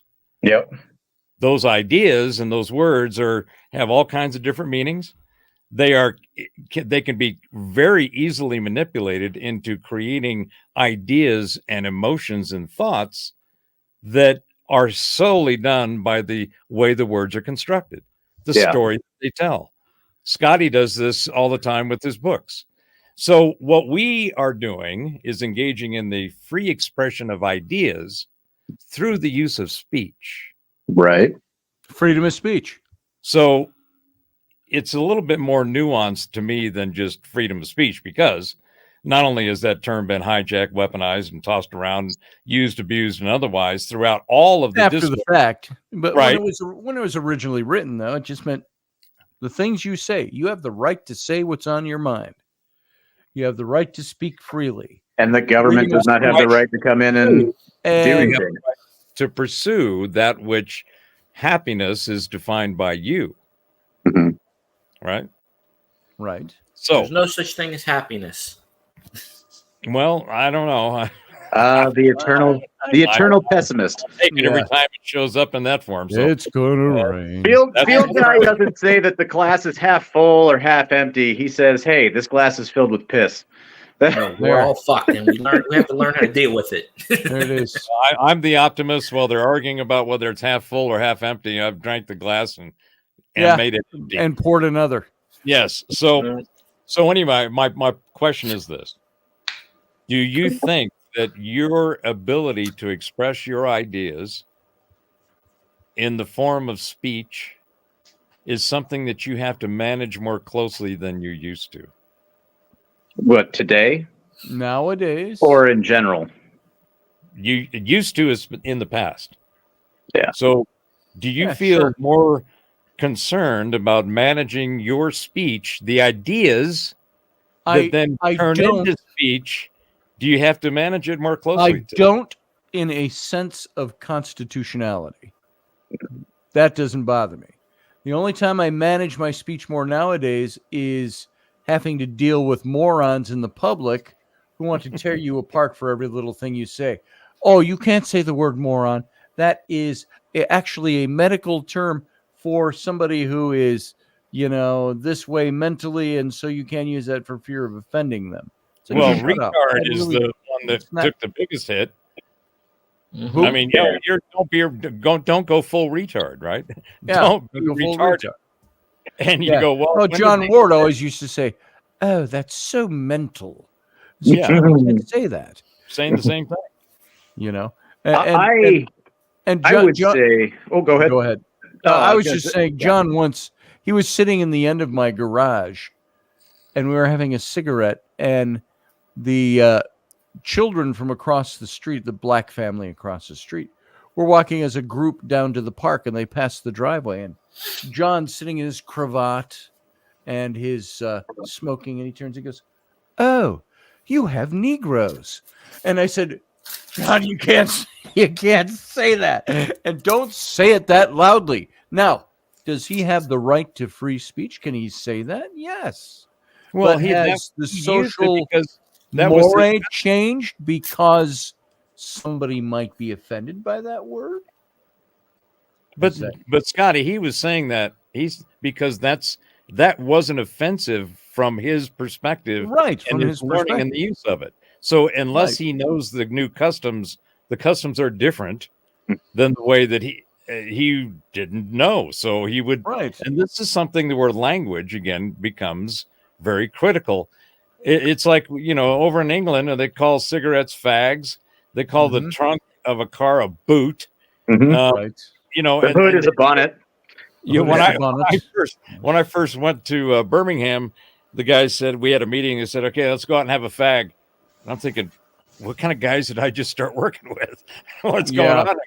And because I didn't know Nottingham. Well, So- but see, that's the in thing, though. If Birmingham. you look at traditional English, Yeah. where the language originated, a faggot is literally like a bundle of sticks or firewood. Yes. And so to say have a fag, if you look at a pack of cigarettes, it's a bunch of long, thin, cylindrical objects, right? It's a bunch of sticks. It's or a little pack of rabbits. Right. But the thing is, going back to your question, I think yes, there is more. It is better in a lot of ways, just in terms of conversationally speaking, out there in the world and whatnot. It is you are better off being more deliberate in how you express your thoughts. I agree. Here's the thing with free speech, though, is there may not be consequences necessarily from the government, right? There is repercussion from the public. There is repercussion from the public. There is actions have consequences. Yes. Right. And the government may not hand down those consequences because they are forbidden to do so unless you are literally, inciting a riot or, yelling fire in a crowded theater, like all of those things like that, where you're actually putting people in harm or in jeopardy or whatever, where they could potentially step in. But, just because you have the right to do something doesn't always mean you should exercise. Just because we can make dinosaurs out of doesn't mean we Your should. Scientists were too busy trying to think if you could. They didn't stop to think if they should. If you should. Right. Yes. And that's all part of being more deliberate in your speech. Right. And the more deliberate you are in your speech and how you say things and thoughtful in your speech and how you formulate things, one, you may actually better articulate your point so you don't start a riot or get punched in the face. Or if you're very deliberate in what you say, you may be looking to try to get punched in the face. But you'd end up actually communicating more effectively. So in some ways, if you take all of the BS that's going on with what can you say, how does what you say impact things? If you take it more like a challenge and be like, you know what, I'm going to find a way to tell these people to go to hell and look forward to the trip. Yes. And there are times where I say, I really don't care if you don't like the way I express something. Right. It doesn't matter to me. And there are certain groups I would care. I'd say I will change my tone or the word choice because I don't want to hurt somebody's feelings or something. And it would depend on my audience or the person I'm talking with. There are some people I have no care whatsoever in the world if I offend them with their sensitive, dainty little snowflake ears. It does not create a problem for me. Right. I would say probably you need to hear this and you need to be a little offended and you need to shut up about it. So I have that two sides of that coin. But the deal is that it's all protected speech. It's protected unless you do things that are, what are some of the restrictions we've put on them? Inciting violence, promoting violence, and to do violence against somebody else. Could your word itself be interpreted as inciting violence, even though you didn't mean it to do that? Yeah, but then of course you may be called to be accountable for what you said and offer up a defense for it. Yeah. So a field guy has a friend named Robert. Nice. Nice. I'm keeping up with the theme. Yeah. So, and it's like Elderberry's talking about disabled or retarded or something like that, using that word. You call it Biden, says field guy. Sorry, I made up a new term. A new term. We'll wait until he falls down the stairs again and laugh. When I forget where I am when I'm talking, he doesn't really fall downstairs. He falls upstairs. Yeah, I don't know. Gravity goes the other direction with him, I guess. I don't know. Did you hear, by the way, totally different, but since you brought that up, they said since the beginning of March until today, or yesterday when I heard it, Biden has made 168 vocal errors in content of what he's saying in public speech. And what kind of ratio or frequency? 168 over the last 2 months. Okay, that's over the last 2 months. That during that 2 months, you got to figure in also how many times he actually spoken to the public. So 168 times, and it was something that's gauging his abilities, right? Well, look, man, Corn Pop was a bad dude. He had to sit there with his straight razor and hit it on the curb, so it'll end up getting rusty. That's right. That's right. Then you can't shave the hair off your leg. Right, which means then the kids can play with it in the pool. Yeah, when it raises up. So if you break that down, that's 84 times in a month. Yeah. That's 4 into 84. That's 21 times a week. 30 days. That's more than twice a day. He gets out of bed. He goes, and he doesn't speak every day. I think in one interview he laughed for like 6 minutes and went, "No," and that was the only word he said. I swear. And bringing that little side anecdote was my way of shifting gears into saying we got to be done for the night. So we got to end on that note. It's not because I'm over here checking my weapons to pack them up for the move. Yeah, right.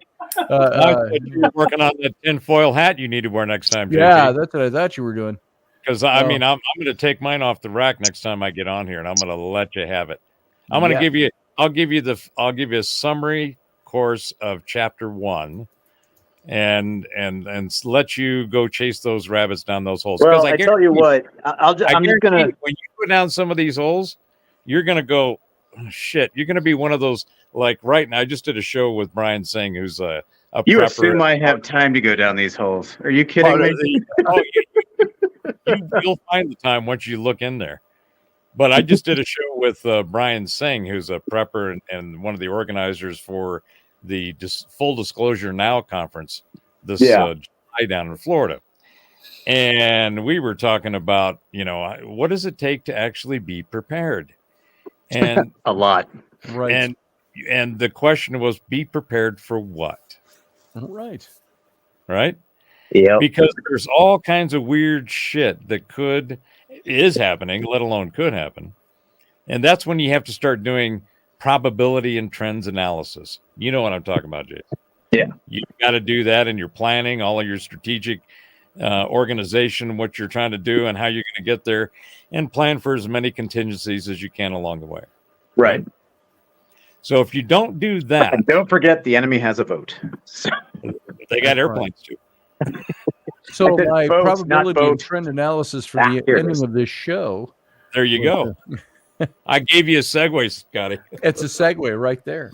I did want to say real quick, touching on the prop, and then I'm going to shut up. If you guys are on Spotify at all, listen to podcasts, look up the Sean Ryan Show. Okay. And look up. I don't think it's not the episode from this past Monday. Anyways, look for the one that says it's an interview with legend. Okay. Yeah, I've got it in my queue. Yeah. I just called it up. I have no idea how to use Spotify. It's also on YouTube. I don't use Spotify. Yeah, that's an interesting interview. I was just looking for it on YouTube. Very, very interesting. Right here. I got it. I got it queued up. As a matter of fact, myself, and I'll listen to that tomorrow. There you go. So worth checking out. I'll check it out. As I mark Rubbermaid bins. So see you, Sarah. You didn't come in tonight, but we saw your comments. Put a few up. She says, "Good night, fellas." Night, Sarah. She figured out she couldn't get a word in edgewise, so why try? Why try? Right? I mean, we're working on Jason, Sarah, so maybe next time we'll have him a bit, reined in. I see an awful lot of projecting and deflecting here. I got to say before he will. You do. All right, guys, get out of here. I got to go. All right. Guy, good to see you. Have a good evening, everyone. Take care. Good seeing you guys. You too, Professor. Good to have you. Jason, have fun. Oh, yeah, always. Take care. All right, you too, brother. See you later. Everybody else, thanks for being here. If that ending seemed abrupt, it wasn't. We're just 13 minutes overtime. So I'm just calling it. And thank you for being here. Thank you for giving me your time. I appreciate that more than you can know. And we're going to get out of here now. And we will see you. Tomorrow is Thursday. Do you realize that's my only day in 6 days of doing radio that I have off? Unless I just don't show up. So Thursday, my day off radio. Friday, we'll be back. And then off Saturday. And then back on Sunday after that. So all of you, you have a good Thursday and a good rest of your night. We'll talk to you next time. Live long and prosper.